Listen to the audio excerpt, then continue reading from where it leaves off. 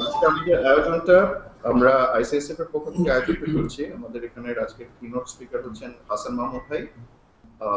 ওনার credential অনেক, ওনার সবচেয়ে বড় পরিচয় হচ্ছে উনি একজন মুক্তিযোদ্ধা ছিলেন এবং মুক্তিযুদ্ধের সংগ্রামে আমাদের সাথে সংগ্রাম করেছেন 1971-এ। এছাড়াও উনি ওয়ার্ল্ড মুসলিম কংগ্রেসের একজন উপদেষ্টা বোর্ডের সদস্য, ফ্রি মুসলিম কোয়ালিশনের একজন কানাডা প্রতিনিধি, দিন রিসার্চ সেন্টার হল্যান্ডের একজন রিসার্চ অ্যাসোসিয়েট এবং মুসলিম ফাস্টিং টুমরোর একজন জেনারেল সেক্রেটারি তিনি। তার একটা বই আছে, বইটার নাম হচ্ছে শরিয়া কি বলে এবং আমরা কি করি, এবং এছাড়াও ওনার বেশ কিছু ডকুমেন্টারি মুভি আছে এবং যার ভিতরে একটি ডিভাইন স্টোন প্রায় 14টি ইসলামী সংগঠন দ্বারা এন্ডোর্সড হয়েছেন। তো আজকে আমাদের এই অনুষ্ঠানের মূল লক্ষ্য হচ্ছে যে আইসিএসএফ এর পক্ষ থেকে আমরা জানি যে আমরা সবসময় যুদ্ধাপরাধীদের বিচারের উপর গবেষণা এবং বিচার প্রক্রিয়াকে কিভাবে সহযোগিতা করা যায় সে ব্যাপারে আমরা সবসময় কাজ করে আসছি। এবং সম্প্রতি বাংলাদেশে আমরা মৌলবাদের যে উত্থান দেখতে পাচ্ছি, এই উত্থানের ব্যাপারে আমরা কি কি পদক্ষেপ নিতে পারি, এই বিভিন্ন রকম ইসলামী সংগঠনগুলোর স্বরূপকে আরো ভালো মতো জানা, অ্যাক্টিভিস্ট পর্যায়ে এই জ্ঞানটা আমাদের চারিদিকে ছড়িয়ে দেয়া, সেটাই হচ্ছে আমাদের এই অনুষ্ঠানের আজকে মূল লক্ষ্য। তো প্রথমেই আমি আমাদের হাসান ভাইকে বলবো যে আমাদের যেটা মূল বিপক্ষ শক্তি জামাতে ইসলাম মওদুদিবাদ ফলো করে, এবং এই মওদুদিবাদের ব্যাপারে আমাদেরকে যদি সংক্ষেপে আপনি কিছু বলতে পারতেন। হাসান ভাই।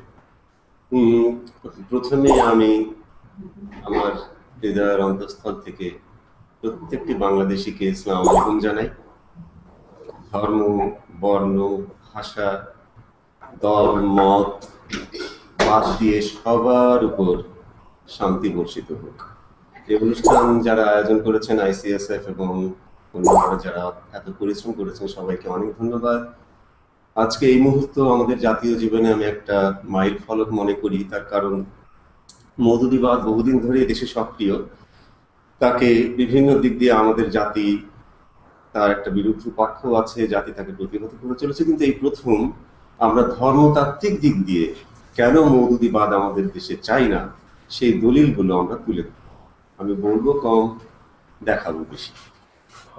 এটা একটা তাত্ত্বিক সংঘর্ষ। আপনারা জানেন যে চিন্তার সংঘাত যে কোনো সমাজের অগ্রগতির চালিকা শক্তি। কাজে মওদুদিবাদের একটা চিন্তা, একটা কাঠামো আছে, আমাদেরও আছে, দুটোর মধ্যে সংঘাত আছে। তো এই সংঘাতে আমাদের শক্তি হচ্ছে কলম এবং বই পড়া, এর বাইরে আমাদের আর কোনো শক্তি নেই। আর ওনাদের কি কি শক্তি আছে সেটা আপনারা জানেন, সেদিকে আমি আবার নাইবা গেলাম। মওদুদিবাদ কি সেটা আমার মুখ থেকে না শুনে মৌলানা মওদুদির মুখ থেকেই শুনে উনি ওনার বিভিন্ন বইতে কি বলেছেন। আমি জাস্ট 2-3টে বাক্য করে শোনাচ্ছি। জিহাদিন ইসলাম থেকে, তারপরে ইসলামিক ল অ্যান্ড কনস্টিটিউশন থেকে, short history of the revivalist movement of Islam থেকে, হিউম্যান রাইটস ইন ইসলাম থেকে, বিভিন্ন বই থেকে উনি বলছেন নবীজি ইসলাম গ্রহণের জন্য আশেপাশের দেশগুলিতে আমন্ত্রণ পাঠান। যখন ওই দেশগুলির শাসকগণ এই আমন্ত্রণ গ্রহণ করিতে অস্বীকার করিল, তখন নবীজি তাহাদের বিরুদ্ধে সামরিক আক্রমণের ব্যবস্থা করিলেন। এটা হচ্ছে তাদের স্টার্টিং পয়েন্ট, নবীজিকে অনুসরণ করার, নবীজিকে ব্যাখ্যা করা। তারপরে উনি বলছেন, জিহাদ ইসলাম পেজ প্রবাবলি 6, যদি মুসলিম পার্টি অবশ্যই অন্য দেশের লোকদের প্রতি ইসলাম গ্রহণের আহ্বান জানাইবে। ইহা ছাড়াও যদি মুসলিম পার্টির হাতে যথেষ্ট শক্তি থাকে, তবে সে দুনিয়ার অমুসলিম সরকারগুলোকে উচ্ছেদ করিবে। Eliminate from the face of the earth, কথাটা বলা, এলিমিনেট মানে উচ্ছেদ করা, এবং তাহাদের বিরুদ্ধে সামরিক না, এবং সে স্থলে ইসলামী সরকার স্থাপন করিবে। সেই সরকার হচ্ছে মোদ্দা কথায় শরিয়া আইন ভিত্তিক ইসলামী রাষ্ট্র। এটাই মওদুদিবাদ। একটা জিনিস আমরা একটু ভুল করি, যে মওদুদিবাদ মওদুদি শুরু করেছেন কিনা? না, মওদুদি শুরু করেননি। এটা শুরু হয়েছে 1400 বছর আগে, 1300 বছর আগেই। মওদুদি শুধু ওটাকে রিভাইভ করেছেন, নবায়ন করেছেন এবং আধুনিক রাষ্ট্র ব্যবস্থার সাথে মিট করবার, ফিট ইন করবার একটা আপাত গ্রহণযোগ্য এবং অত্যন্ত আকর্ষণীয় একটা পদ্ধতি দিয়েছেন, যার মধ্যে অনেক ফাঁক এবং ফাঁকি আছে। কিন্তু সেই 1300 বছর আগে কি হয়েছিল আমি পড়ে শোনাচ্ছি। পৃষ্ঠা 1081, সহি বুখারী, মদিনা ইউনিভার্সিটির ডক্টর মুহসিন খানের 9টা ভলিউম আছে, এটা হচ্ছে অখণ্ড ভলিউমের 1081 পৃষ্ঠা। একই কথা বলা আছে। So the Muslims were not permitted to abandon the fighting against them pagan Jews and Christians, মানে পৌত্তলিক ইহুদি এবং খ্রিস্টানদের বিরুদ্ধে যুদ্ধ বন্ধ করার, অ্যাবান্ডন করার অনুমতি মুসলমানদেরকে দেওয়া হইল না। এটা আল্লাহর তরফ থেকে নাকি এসছে। As it is now obvious, না তারপরে বলছেন, and to reconcile with them and to suspend hostilities against them for an unlimited period. এটা পারপেচুয়াল যুদ্ধ ঘোষণা, একটা মানে সীমাহীন সময়ের জন্য দুনিয়ার পৌত্তলিক ইহুদি এবং খ্রিস্টানদের বিরুদ্ধে যুদ্ধ ঘোষণা ছাড়া আর কিছুই না। যতক্ষণ মুসলমানদের শক্তি থাকবে and strong are able to fight against them non-Muslims. As it is obvious now, at first the fighting was forbidden. প্রথমে যুদ্ধ করা ছিল অবৈধ। Then it was permitted, and after that it was made obligatory. পরে অনুমতি দেওয়া হলো এবং তারপরে বাধ্যতামূলক করা হলো। এই যে দুনিয়ার সমস্ত নন মুসলিমকে সামরিক শক্তিতে পরাজিত করে শরিয়া ভিত্তিক ইসলামী রাষ্ট্র স্থাপন করা, সেটা 1300 বছর আগেই হয়েছে। মওদুদি সেটাকে শুধু রিভাইভ করছেন মাত্র, আমরা সেটাকেই মওদুদিবাদ বলে জানি। আচ্ছা, তো এই মওদুদিবাদের সাথে আমরা জানি যে মওদুদিবাদের সবচেয়ে বড় ফলোয়ার হচ্ছে বাংলাদেশের জামাতে ইসলাম। তবে জামাতে ইসলাম ছাড়াও বাংলাদেশে অনেকগুলা ধর্মভিত্তিক সংগঠন আছে যেগুলা বিভিন্নভাবে শরিয়া আইন কায়েমের পিছনে কাজ করে যাচ্ছে। তো জামাতে ইসলামের সাথে ওই দলগুলোর সামঞ্জস্য কি আছে বা তফাৎ কি আছে, এটা যদি একটু ব্যাখ্যা করতে পারতেন খুব সংক্ষেপে। সংক্ষেপে 5 মিনিট। বিষয়টা এত বিশাল যে আমি শুধু মোটা দাগে দু একটা কথা বলতে পারি। মওদুদিবাদ হচ্ছে শরিয়া ভিত্তিক ইসলামী রাষ্ট্র প্রতিষ্ঠা। অন্যান্য যে সমস্ত ইসলামিক দল জামাতের সাথে বিরোধিতা করছে, তাদেরও কিন্তু উদ্দেশ্য একই। তারাও কিন্তু শরিয়া ভিত্তিক ইসলামী রাষ্ট্রই চায়, তাদের প্রত্যেকে। কাজেই এই দিক দিয়ে ওদের আদর্শিক কোনো তফাৎ নাই, ওদের পদ্ধতির তফাৎ আছে। অনেকে হয়তো জামাতকে অপছন্দ করে কিংবা ঘৃণাই করে জামাতের একাত্তরের ভূমিকার জন্য, কিন্তু সেটা আপাতত। কিন্তু সব দলেরই উদ্দেশ্য সেম, শরিয়া ভিত্তিক ইসলামিক রাষ্ট্র প্রতিষ্ঠা। কিন্তু কথা হচ্ছে যে শরিয়া জিনিসটা কেউ খুঁজে দেখছে না, যে জিনিসটার মধ্যে আছে। এটা পরের প্রশ্নে যাবেন, আমি আরেকটু ব্যাখ্যা করবো।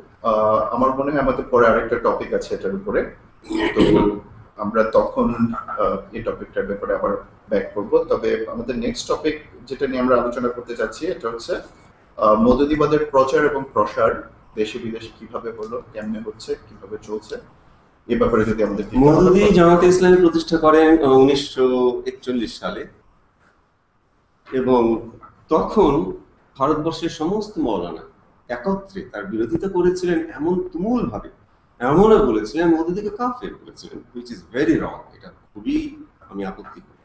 বলেছিলেন দাজ্জাল, এবং এও বলেছিলেন যে এটা কোনো মুসলমান মেনে নেবে না, তার কারণ এটা যুদ্ধ ভিত্তিক, এটা সন্ত্রাস ভিত্তিক একটা ইসলামের ব্যাখ্যা। কিন্তু মওদুদি প্রাইজ পেলেন পেট্রোডলার থেকে, সৌদি থেকে। সেখান থেকে যথেষ্ট টাকা এসে তার বই মানে বিনামূল্যে মানে ছড়ানো হতে থাকলো, ট্রান্সলেট হতে থাকলো, মানে এই করে করে তাকে একটা প্রতিষ্ঠা দেওয়া হলো। উনি পাকিস্তান প্রতিষ্ঠার বিরোধী ছিলেন, আমরা জানি। কায়েদে আজমকে কাফের আজম বলা হয়েছিল। পরে যখন পাকিস্তান হয়েই গেল, উনি প্রথমেই বলেছিলেন যে একটা দেশে কেন ইসলাম হবে, ইসলাম একটা বৈশ্বিক ব্যাপার। কিন্তু পাকিস্তান যখন হয়েই গেল, তখন উনি আর ওনার কথা চেঞ্জ করে বললেন যে আমরা যে কোনো একটা দেশ থেকে শুরু করতে পারি। তারপরে অবশ্যই পেট্রোডলার পেয়েছে, এবং এই তত্ত্বটাকে, যেহেতু এই তত্ত্বটা মধ্যপ্রাচ্যের রাজাদের গদিটাকে শক্ত করে, তারা এন্তারভাবে টাকা ঢেলেছে 70-র দিকে, আজ থেকে 40 বছর আগে তাদের একটা অনুষ্ঠানে সম্মেলনে তারা একটা প্ল্যানও করেছিল যে দুনিয়ার দেশে বিদেশে তারা এটা ছড়িয়ে দেবে। এবং এই তত্ত্বটা আপাত দৃষ্টিতে এত আকর্ষণীয় যে এই যে দলে দলে শিবির হচ্ছে, আমি ওদেরকে খুব একটা দোষ দেই না, মানুষকে বোঝাচ্ছেন ওনারা যে দুনিয়ায় যে এত কিছু খারাপ, মুসলিম বিশ্বের সেকুলার গভর্নমেন্ট গুলো মোটামুটি ফেলিয়ার, সেই দিক দিয়ে জনগণ একটা বিকল্প খুঁজবে, কমিউনিজম এখন আর নাই। কাজে এই দিক দিয়ে আল্লাহর আইন, এই সমস্ত সম্মোহনী শব্দ আমাদের অর্ধশিক্ষিত অশিক্ষিত মুসলিম বিশ্বে অত্যন্ত আকর্ষণীয়। 2 নম্বর হচ্ছে যে আমাদের রাজনীতি অত্যন্ত কলুষিত। 72-এর পরে আমরা জানি, মুক্তিযুদ্ধের পর যে জামাত রাজনৈতিকভাবে নিষিদ্ধ ছিল, তারপরে তারা কিভাবে ফিরে এলো, তারা কিভাবে প্রতিষ্ঠা পেল, এটা এই সমস্তই অসুস্থ রাজনীতির ফলে। যদি আমাদের সেকুলার গভর্নমেন্ট গুলো সফল হতো, যদি মধ্যপ্রাচ্যে টাকা না আসতো, তাহলে জামাতের একটা স্বাভাবিক মৃত্যু হয়ে যাওয়ার কথা। কিন্তু এখন ডক্টর আবুল বারাকাত আমাদের দেখাচ্ছেন যে জামাতের আর ওই টাকার দরকার নেই। জামাত নিজেই বাংলাদেশের ভেতরে প্রতি বছর 1200 কোটি টাকা ইনকাম করে তার বিভিন্ন প্রতিষ্ঠানের মাধ্যমে। এই পুরো টাকাটা যায় তার তার তত্ত্বকে প্রতিষ্ঠা করে। আর বিদেশের কথা বলছেন, ওটা একটা অনেক বড় ব্যাপার। ওদের চিরকাল একটা প্ল্যানই ছিল, খুব অত্যন্ত ধূর্তভাবে প্ল্যানটা করা হয়েছিল যে একটু একটু করে ক্রিপিং করে তারা পশ্চিমে ঢুকবে। তারা পশ্চিমে ঢুকেছে এখন প্রচন্ড। কানাডাতে, আমাদের শহরে প্রথম পশ্চিমা বিশ্বের শারিয়া কোর্ট স্থাপন করা হয়েছিল এবং সেটা আলটিমেটলি মুসলমানদের আন্দোলনের ফলে সেটা বাতিল হয়ে গেছে 2005 সালের সেপ্টেম্বর 11। কিন্তু তারপরে ওদের প্রগ্রেস থেমে থাকেনি। পশ্চিমা বিশ্বের শাসনে, বিশেষ করে এডুকেশনে, সমাজ ব্যবস্থায়, সাংগঠনিকভাবে ওরা প্রচন্ডভাবে এখনো এগিয়ে যাচ্ছে, এমনকি বিচার ব্যবস্থা পর্যন্ত।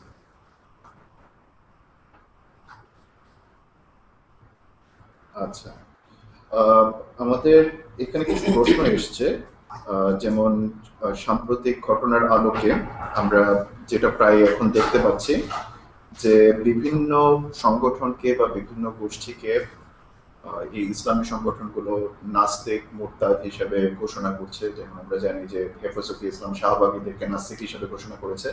তো এ ব্যাপারে মানে ইসলাম সম্মতভাবে এটা কতটুকু যৌক্তিক, এবং মানে এই ব্যাপারে যদি কিছু। এটা আমাকে এত আহত করে যে মওদুদি একটা কথা খাঁটি বলেছেন যে এই একটা জিনিস, তাকফির বলে, তাকফির, অন্যকে কাফির ঘোষণা করা, অন্য মুসলিমকে, এই একটা জিনিস মুসলিম বিশ্বের উম্মার যত ক্ষতি করেছে আর কোনো কিছু তত করে। আমাদের প্রত্যেকটা ইমাম, প্রায় প্রত্যেকটা ইমাম, আমাদের প্রত্যেকটা বৈজ্ঞানিক অতীতের এই ঘোষণা স্বীকার হয়েছেন। বড় পীর আব্দুল কাদের জিলানী তার বুনিয়াদ তালেবিন বইয়ের মুখবন্ধে আপনি দেখবেন না, ফতুল গায়েব বইয়ের মুখবন্ধে আপনি দেখবেন যে তার বিরুদ্ধে 1000 মাওলানা একটা সাইন করে তাকে কাফের ঘোষণা করেছে। তো কে কাফের নয়? নাস্তিক যে শাহবাগকে বলছে ওখানে মাওলানারা নাই, ওখানে হিজাব পরা মহিলারা নাই, ওখানে মাদ্রাসার শিক্ষক ছাত্ররা নাই টুপি পরে দাঁড়িয়ে রেখে, তাদের সবাইকে নাস্তিক বলে ঘোষণা করে উনারা কোরআনকে লঙ্ঘন করেছেন, সূরা নিসা আয়াত 94, রসুলকে লঙ্ঘন করেছেন মারাত্মকভাবে, সহিহ বুখারী ভলিউম 4 হাদিস 293-294। কিভাবে করেছেন এক্সপ্লেইন করি। আপনারা জানেন যে তখন যুদ্ধ সংঘাত চলছিল, বেশ কিছু বিপক্ষের লোক মুসলমান হবার ভান করত এবং ভেতর থেকে ক্ষতি করার চেষ্টা করত। তাদেরকে বলা হতো হিপোক্রেট, মুনাফিক। এর উপরে কোরআনে একটা সূরাই আছে, সূরা মুনাফিকুন, সবাই জানত। তো এটাকে কে মুসলমান কে অমুসলমান এই অধিকার কোনো মানুষকে দেওয়া যায় না, দিলে সেটার অপব্যবহার হবেই। যেমন হয়েছে হযরত আব্দুল কাদের জিলানীর ব্যাপার হয়েছে, সমস্ত ইমামের ব্যাপারে হয়েছে। ওনারা আবার সেই জিনিসটাকে ফিরিয়ে আনলেন, সেটাকে একদম সিম্পল করে আল্লাহর হাতে রাখার কথাটা আল্লাহ একেবারে স্পষ্ট বলেছেন সূরা নিসা আয়াত 94-এ, যে তোমাকে মুসলমান হিসেবে সালাম করে, মুহাম্মদ হচ্ছে যে মুসলমান হিসেবে দাবি করে, নিজেকে বলে, তাহাকে বলিও না, এটা কিন্তু হুকুম, এটা উপদেশ না, তাহাকে বলিও না যে তুমি মুসলমান নাও। এখন আসি রসুল বললেন, সহিহ বুখারী ভলিউম 4 হাদিস 293-294, রসুল বললেন মুসলমানদেরকে যে এখানে কে কে মুসলমান কতজন, একটা তালিকা বানাও। উনি একটা মূল্যায়ন করেছেন। সাহাবীরা তালিকা বানালো, তার মধ্যে নিশ্চয়ই মুনাফিকরাও ছিল এবং নিশ্চয়ই রসুল সেটা জানতেন। রসুল কয়জনকে বাতিল করেছেন? কয়জনের দাবি? একজন, কিচ্ছু বলেননি। যে মুসলমান দাবি করছে তাকে মুসলমান হিসাবে ধরে না। তো এটা ওনারা এই কোরআন লঙ্ঘন করেছেন, হাদিস লঙ্ঘন করেছেন, জুলুম করেছেন ওই মুসলমানদের উপর। আমি ওনাদেরকে বলি তওবা করেন, ওদের উপর জুলুম করেছেন, মাপ চান।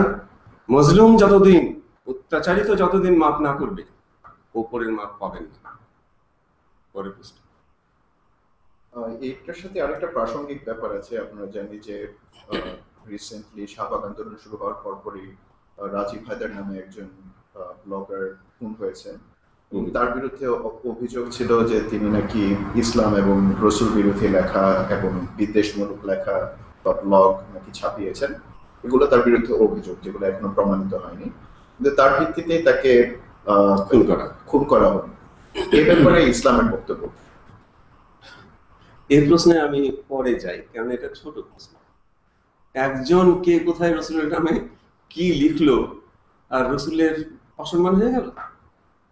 রসুল এমন ভঙ্গুর, কোটি কোটি রসুলের মনে উনার যা সম্মান, যে অবস্থান, তাতে আঁচড় কাটতে পারে এমন কোনো মানুষ তো আমি দেখি না। সেটা নিয়ে হই হই যে করা হলো, ব্যঙ্গ করেছে। তো ব্যঙ্গ কথাটাই কোরআনে আছে, যে রসুলকে, আল্লাহকে ইত্যাদি ইসলামকে ব্যঙ্গ করবে তাকে কি করতে হবে?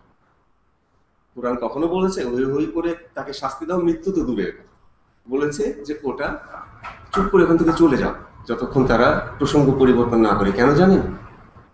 ওর চেয়ে বেটার উপায় নেই। এই যে ওরা হই হই করে রাজীবকে ফোন করলো, ওরা কি বন্ধ করতে পেরেছে? ফেসবুকে আরো 50টা সাইট উঠে গেছে রসুলকে ব্যঙ্গ করে, ওরা থামাতে পারেনি। আর এই যদি ওটাকে উপেক্ষা করা হতো তাহলে কি হয়? নিউ ইয়র্কের একটা এক্সিবিশনে, নিউ ইয়র্ক এর মতো সিটিতে একটা এক্সিবিশনে যীশু খ্রিস্টের একটা ছোট্ট পুতুল বোতলে ইউরিনের ভেতর, মূত্রের ভেতর ঢুকিয়ে প্রদর্শন করা হয়েছিল। খ্রিস্টানরা কষ্ট পায়নি? আমাদের মতো কষ্ট পেয়েছিল। কেউ কিচ্ছু বলেনি, কোনো পেপারে ছাপেও নি। ওটা কোন এক ছোট্ট পেপারে এতটুকু এসেছিল, ওটা কেউ জানে? আপনারা জানেন না, কেউ জানেন। ওটা ওখানেই মরে গেছে। ওর পরে আর ওরকম কেউ করেও নি। 10 বছরের মতো পার হয়ে গেল। আমরা এইসব করি বলে আমরা জানি। ওইটা যদি করা হতো, স্বাভাবিক মৃত্যু হতো, ওটাকে নতুন করে জীবন দেওয়া হয়েছে। এটা একটা ভুল পথ। আর এই যে এই প্রসঙ্গে ছোট্ট একটা জিনিস যোগ করি, এটা হচ্ছে যে এই রাজীব হায়দারের ব্লগও, রাজীব হায়দারের নাম কিন্তু আমি আগে শুনিনি। তার নিক নেম ছিল থাবা বাবা, তার নামও কিন্তু আমরা আগে শুনিনি। কিন্তু শাহবাগ আন্দোলনকে হেয় প্রতিপন্ন করার লক্ষ্যেই হোক বা যে কোনো কারণেই হোক, রাজীব হায়দারের লেখাগুলি এবং অথবা তার সে লিখেছে বলে দাবি করা হয়েছে এই ধরনের লেখাগুলো এবং খুব নিকৃষ্ট মানের কিছু লেখা বাংলাদেশের একটি জাতীয় দৈনিকে প্রকাশ করে দেওয়া হলো, এবং যাতে মানে হাজার হাজার লক্ষ লক্ষ লোকের কাছে এইসব হেট স্পিচ গুলো পৌঁছে দেওয়া হলো। এবং আমরা সবাই জানি যে কারা কাজটা করেছেন। সো এটা কোনো প্রশ্ন না, এটা জাস্ট একটা মন্তব্য, একটা পদটিকা। আমি নেক্সট প্রশ্নে চলে যাই। এইসব ঘটনার পরিপ্রেক্ষিতে আমরা ইসলামী সমাজে, বাংলাদেশের ইসলামী সমাজে একটা নতুন একটা দাবি শুনতে পাচ্ছি। দাবিটা আসলে ঠিক নতুন না, দাবিটা অনেক আগে, কিন্তু এটা আবার নতুন করে উঠে আসছে। সেটা হচ্ছে ব্লাসফেমি আইন প্রণয়নের দাবি। এ ব্যাপারে ব্লাসফেমি আইন কতটুকু ইসলামিক দৃষ্টিভঙ্গিতে কতটুকু যৌক্তিক এবং এ ব্যাপারে ইসলাম কি বলে? আমি ব্লাসফেমি আইনে যাবো, এটা একটা মস্ত বড় চ্যাপ্টার। তার আগে এই দুটোর মাঝখানে আরেকটা জিনিস এসছে, সেটা আরেকটা দাবি এসছে যে শাহবাগের নাস্তিক মুরতাদদেরকে হত্যা করতে হবে, মৃত্যুদণ্ড। প্রথম কথা যে শাহবাগের আন্দোলন জাতির এত হৃদয়ের আন্দোলন, লক্ষ লক্ষ লোক, কেউ ডাকেনি, কোনো দল কোনো প্ল্যান করেনি, লক্ষ লক্ষ লোক ওখানে গেছে, একটা জাতির আবেগ ওখানে, তাদেরকে ঢালাওভাবে নাস্তিক ঘোষণা করে তাদের মৃত্যুদণ্ড, নাস্তিক হলে, নাস্তিক মানে মুরতাদ আর কি, যারা ইসলাম ছেড়ে দিয়েছে, এই দাবি করে ওরা আবার কোরআনকে লঙ্ঘন করেছেন, অপমান করেছেন, রসুলকে লঙ্ঘন করেছেন, অপমান করেছেন। কিভাবে আমি বলছি, ইসলাম যারা ছেড়ে দেয় তাদেরকে মুরতাদ বলে, তারা হয়তো নাস্তিক হয়ে যেতে পারে, তাদের ওনারা মৃত্যুদণ্ড দাবি করেছেন। কোরআন কি বলেছে?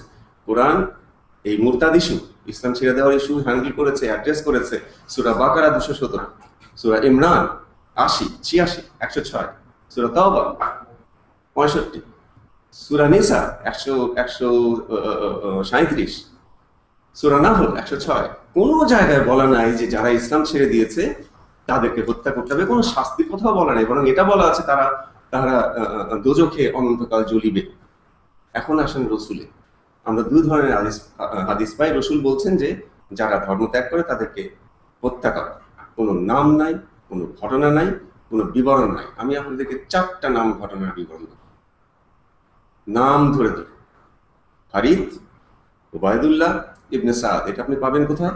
এটা আপনি পাবেন সিরাত ইবনে হিশাম ইবনে ইশাক নামে যেটা বিখ্যাত, সেই বইয়ের 384 পৃষ্ঠা, 527 পৃষ্ঠা এবং 550 পৃষ্ঠা। এই সেই বই, রাসূলুল্লাহর সবচেয়ে নির্ভরযোগ্য জীবনী, সেই আমলে লেখা, যা ইবনে হিশাম ইবনে ইশাক নামে পরিচিত।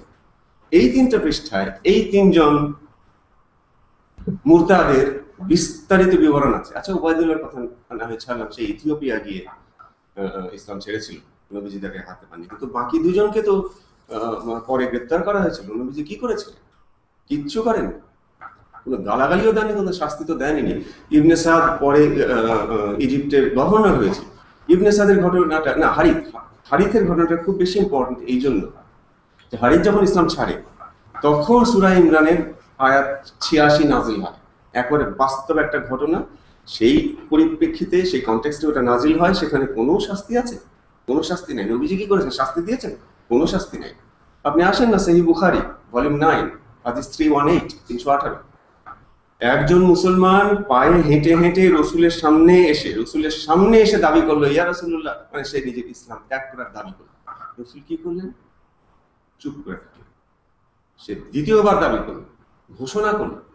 রসুল কি করলেন? চুপ করে থাকলেন। সে তৃতীয়বার ঘোষণা করলো। রসুল কি করলেন? চুপ করে থাকলেন। লোকটা হেঁটে হেঁটে সেফ অ্যান্ড সাউন্ড মদিনা থেকে বাইরে চলে গেল। তো আপনারা বলেন যে আমরা রসুলকে ফলো করব, করেন ফলো। আমাদের 23,000 হাদিস আছে, শিয়াদের 16,000 হাদিস আল কাফি ধরলে আমাদের 39,000 হাদিসের মধ্যে একটা উদাহরণ দেখান, একটা, যেখানে রসুল কাউকে মৃত্যুদণ্ড দিয়েছেন শুধুমাত্র ইসলাম ছাড়ার জন্য। নাম দেবেন, বিবরণ দেবেন, পারবেন। রসুলকে ফলো করতে চান, করেন। আবার বলছি, যাদের উপর জুলুম করেছেন মাপ চান। মজলুম, অত্যাচারিত ক্ষমা না করা পর্যন্ত উপরের ক্ষমা পাবেন না। বইয়ের নামটা এবং লেখকের নামটা একটু বলবেন? ইবনে হিশাম ইবনে ইশাক, এটার নাম, বইয়ের নাম সিরাত। সিরাত মানে হচ্ছে বায়োগ্রাফি, জীবনী। এটা রাসূলুল্লাহর সবচেয়ে নির্ভরযোগ্য জীবনী। ইবনে হিশামের লেখা, পরে ইবনে ইশাকের লেখা, পরে ইবনে হিশাম ওটাকে মানে একটা ফর্মে এসে বই করে দিয়েছেন 8ম শতাব্দীর দিকে। এখন আমাদের স্কেজুয়ালড একটা ছোট্ট একটা ব্রেক আছে 5 মিনিটের। ব্রেকটা আমি নাই নিলাম, তো শুরু করতে দেরি করেছি। শুধু 5 মিনিটের একটা ব্রেক নেই, ছোট্ট একটা ব্রেক। আচ্ছা, এরপরে আমরা ফিরে আসার পরে আমরা আলাপ করব মওদুদিবাদকে কিভাবে প্রতিহত করা যায়, এবং এরপরে আমরা প্রশ্নোত্তর পর্বে চলে যাব। ঠিক আছে, কিন্তু তার আগে আমি একটু সময় নেব যে শারিয়া হচ্ছে সমস্ত কিছুর কেন্দ্রবিন্দু, আমি তাকে একটু এক্সপ্লেইন করার জন্য কয়েকটা মিনিট চাইবো। খুব ইম্পর্টেন্ট, এখন না পরে। আচ্ছা, শারিয়া মানে কি? শারিয়া কোরআনে কয়বার আছে? কয়বার আছে জানেন? আপনার বিশ্বাস হবে না। নাউন হিসাবে আছে 1, আর ক্রিয়াপদ হিসাবে আছে 2 বার, ব্যাস। সূরা জাসিয়া 18, সূরা মায়দা 48, সূরা আশ-শুরা 13। That's it. ওইখানে কোরআন কি বলেছে? আমি তোমাদেরকে একটা বিধান দিলাম। আপনি প্রগ্রেসিভ মুসলিমদের স্কলারদের বই পড়ে দেখেন, মানে মিশরের জাস্টিস আসমাইর বই আছে, ডক্টর বাসান্তিবির বই আছে, ডক্টর আব্দুল্লাহ নামের বই আছে, ডক্টর খালেদা ফাদেলের বই আছে, এক্সপার্ট ওনারা ইসলাম, সবাই বলছেন এটা হচ্ছে নৈতিক বিধান। আমি তোমাদেরকে একটা নৈতিক বিধান দিলাম, যেটা আসলে কোরআনের যে সংজ্ঞা, কোরআনের দেওয়া কোরআন সংজ্ঞা, যে কোরআনের কিসের বই। প্রায় 12টা আয়াতে কোরআনের কথা বলেছে। কোরআন কিসের বই? নূরের বই, অ্যাডভাইস মানে উপদেশের বই, রিমাইন্ডার, মনে করিয়ে দেওয়ার বই, জিকির ইত্যাদি। কোথাও বলা নাই যে কোরআন একটা আইনের বই, বরঞ্চ এখানে আছে, আপনি যান এনসাইক্লোপিডিয়া ব্রিটানিকা 1983, যদি খোলেন ইমাম বুখারী, দেখবেন যে ইমাম বুখারী যে মুহূর্তে বলেছেন যে কোরআন কোনো শাশ্বত আইনের বই নয়, কিছু তাৎক্ষণিক আইন আছে, কোরআন কোনো শাশ্বত আইনের বই নয়, খলিফার সাথে সাথে তাকে পাবলিক থেকে ডিটাচ করে একটা একেবারে নির্বাসনে পাঠিয়েছেন, ওখানেই তার মৃত্যু হয়েছিল। তো এই যে নৈতিক বিধান, এটা তো শুধু মুসলমানের নয়, এটা পুরো মানব সমাজের দরকার অগ্রগতির জন্য। এবং এই নৈতিক বিধান যে সমাজ, যে গোষ্ঠী, যে রাষ্ট্র নিয়েছে, তারা উন্নতি করেছে। এই জিনিসটাকে রাষ্ট্রীয় কানুন, এই শেপ দেওয়াটা ছিল কোরআনের প্রতি একটা বিশাল বিশ্বাসঘাতকতা। এবং সেই বিশ্বাসঘাতকতার কি চরম মূল্য পৃথিবীর বিশ্ব মুসলিম দিয়েছে আমরা তো জানি। সারিয়া যে সমস্ত দেশে আছে, সেই সমস্ত দেশে আপনি শুধু মানবাধিকারটা দেখেন। আল্লাহ কয়জন? আল্লাহ একক, লা ইলাহা ইল্লাল্লাহ। আল্লাহর আইন 5টা কেন? শাফি, হাম্বলি, মালিকি, হানাফি এবং জাফরি। এই 5টা কি একরকম? না, এদের মধ্যে শুধু তফাৎ না, এত সংঘর্ষ আছে। একই মামলায় হানাফি আইনে অভিযুক্তকে আপনি খালাস দিতে বাধ্য, আপনি যদি বিচারক হন। ওই একই মামলায় মালিকি আইনে আপনি মৃত্যুদণ্ড দেবেন। এক সারিয়া আইনে যেটা হালাল, আরেক সারিয়া আইনে সেটা হারাম। এই সংঘর্ষ আল্লাহর আইন হলে এই সংঘর্ষ আমরা দেখতাম। আল্লাহর আইন হলে, আল্লাহর আইন কখনো আল্লাহর কিতাবকে লঙ্ঘন করবে? আমি আরেকটা উদাহরণ দেব, কারণ এই উদাহরণটা কথা বলবে আমার চেয়ে বেশি।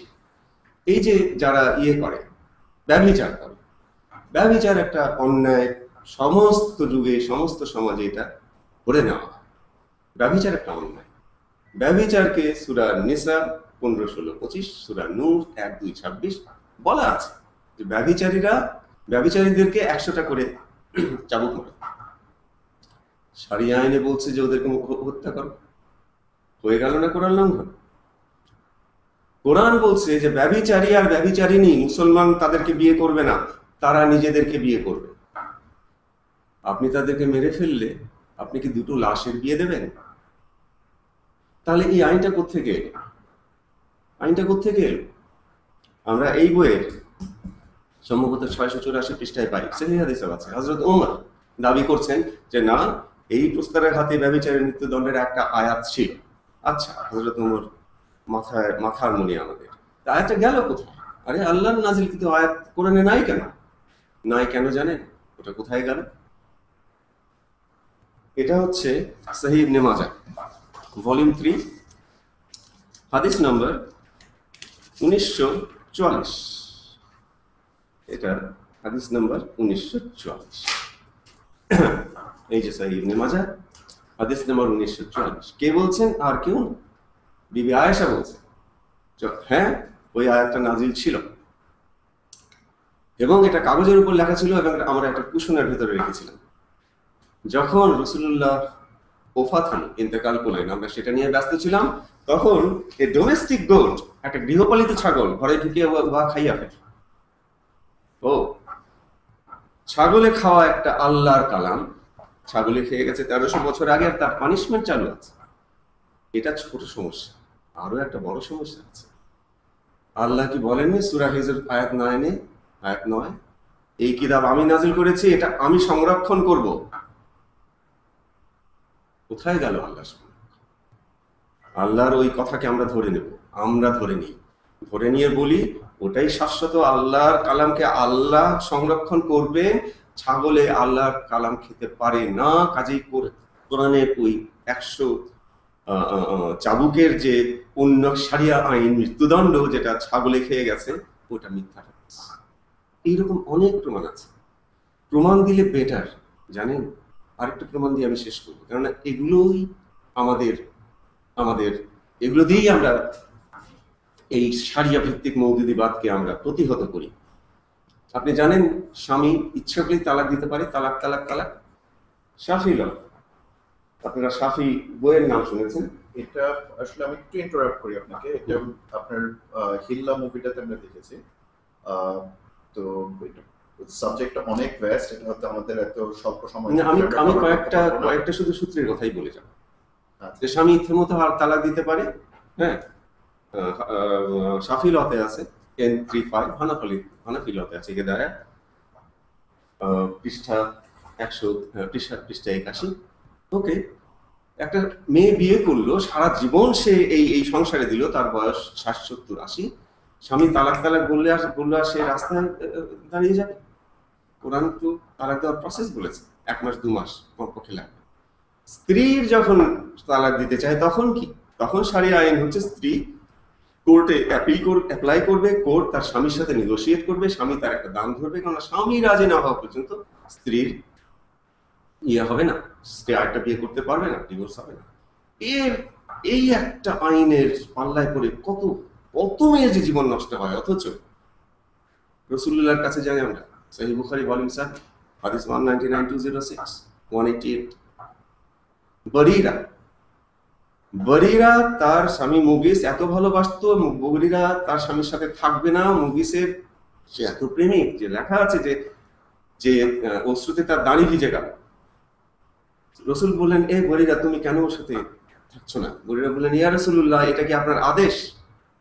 আদেশ হলে একরকম, না এটা আপনি চান, আপনার ইচ্ছা, আপনি সুপারিশ। রাসূলুল্লাহ বললেন, আমার আদেশ না, এটা আমার সুপারিশ। বরিরা বললেন, আমি চাই না। মাওলানা মুহিউদ্দিনের কোরআনে আছে যে রাসূলুল্লাহ তাকে সেইভাবে থাকতে দিলেন। বিবি আয়েশা কি বলছেন? এটা লাস্ট দলিল। বিবি আয়েশা কি বলছেন? হাদিস 188, যে আল্লাহ আমাদেরকে রাসূলকে ছেড়ে যাবার অধিকার দিয়েছিলেন সূরা আল আহজাব। আমরা ছেড়ে যাইনি, সেটা আমাদের ইচ্ছা, কিন্তু আমাদের অধিকার ছিল। লাস্ট পয়েন্ট, সূরা নিসা আয়াত 19, আল্লাহ কি বলেছেন? জবরদস্তি ভাবে কোনো মেয়ের উত্তরাধিকারী হয়ে বসো না। উত্তরাধিকারী একটা আরবিক এক্সপ্রেশন, মানে জবরদস্তি ভাবে কোনো মেয়েকে তুমি রাখতে পারো না।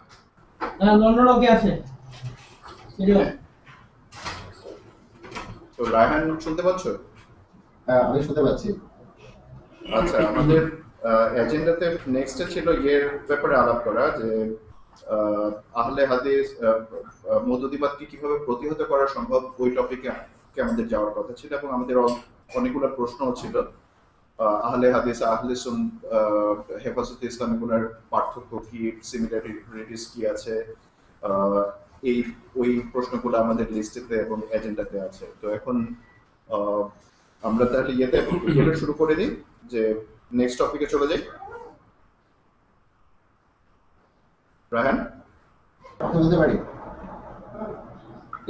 হ্যালো, আমরা লন্ডন থেকে কথা বলতে পারি? হ্যাঁ বলো প্লিজ। ফার্স্ট থিং, কয়েকটা বিষয় ক্ল্যারিফাই করে নিই। আমরা আসলে এই ডিসকাশনটা আমরা চাচ্ছি না যেটা একটা জাস্ট পিওর থিওলজিক ডিসকাশন হোক।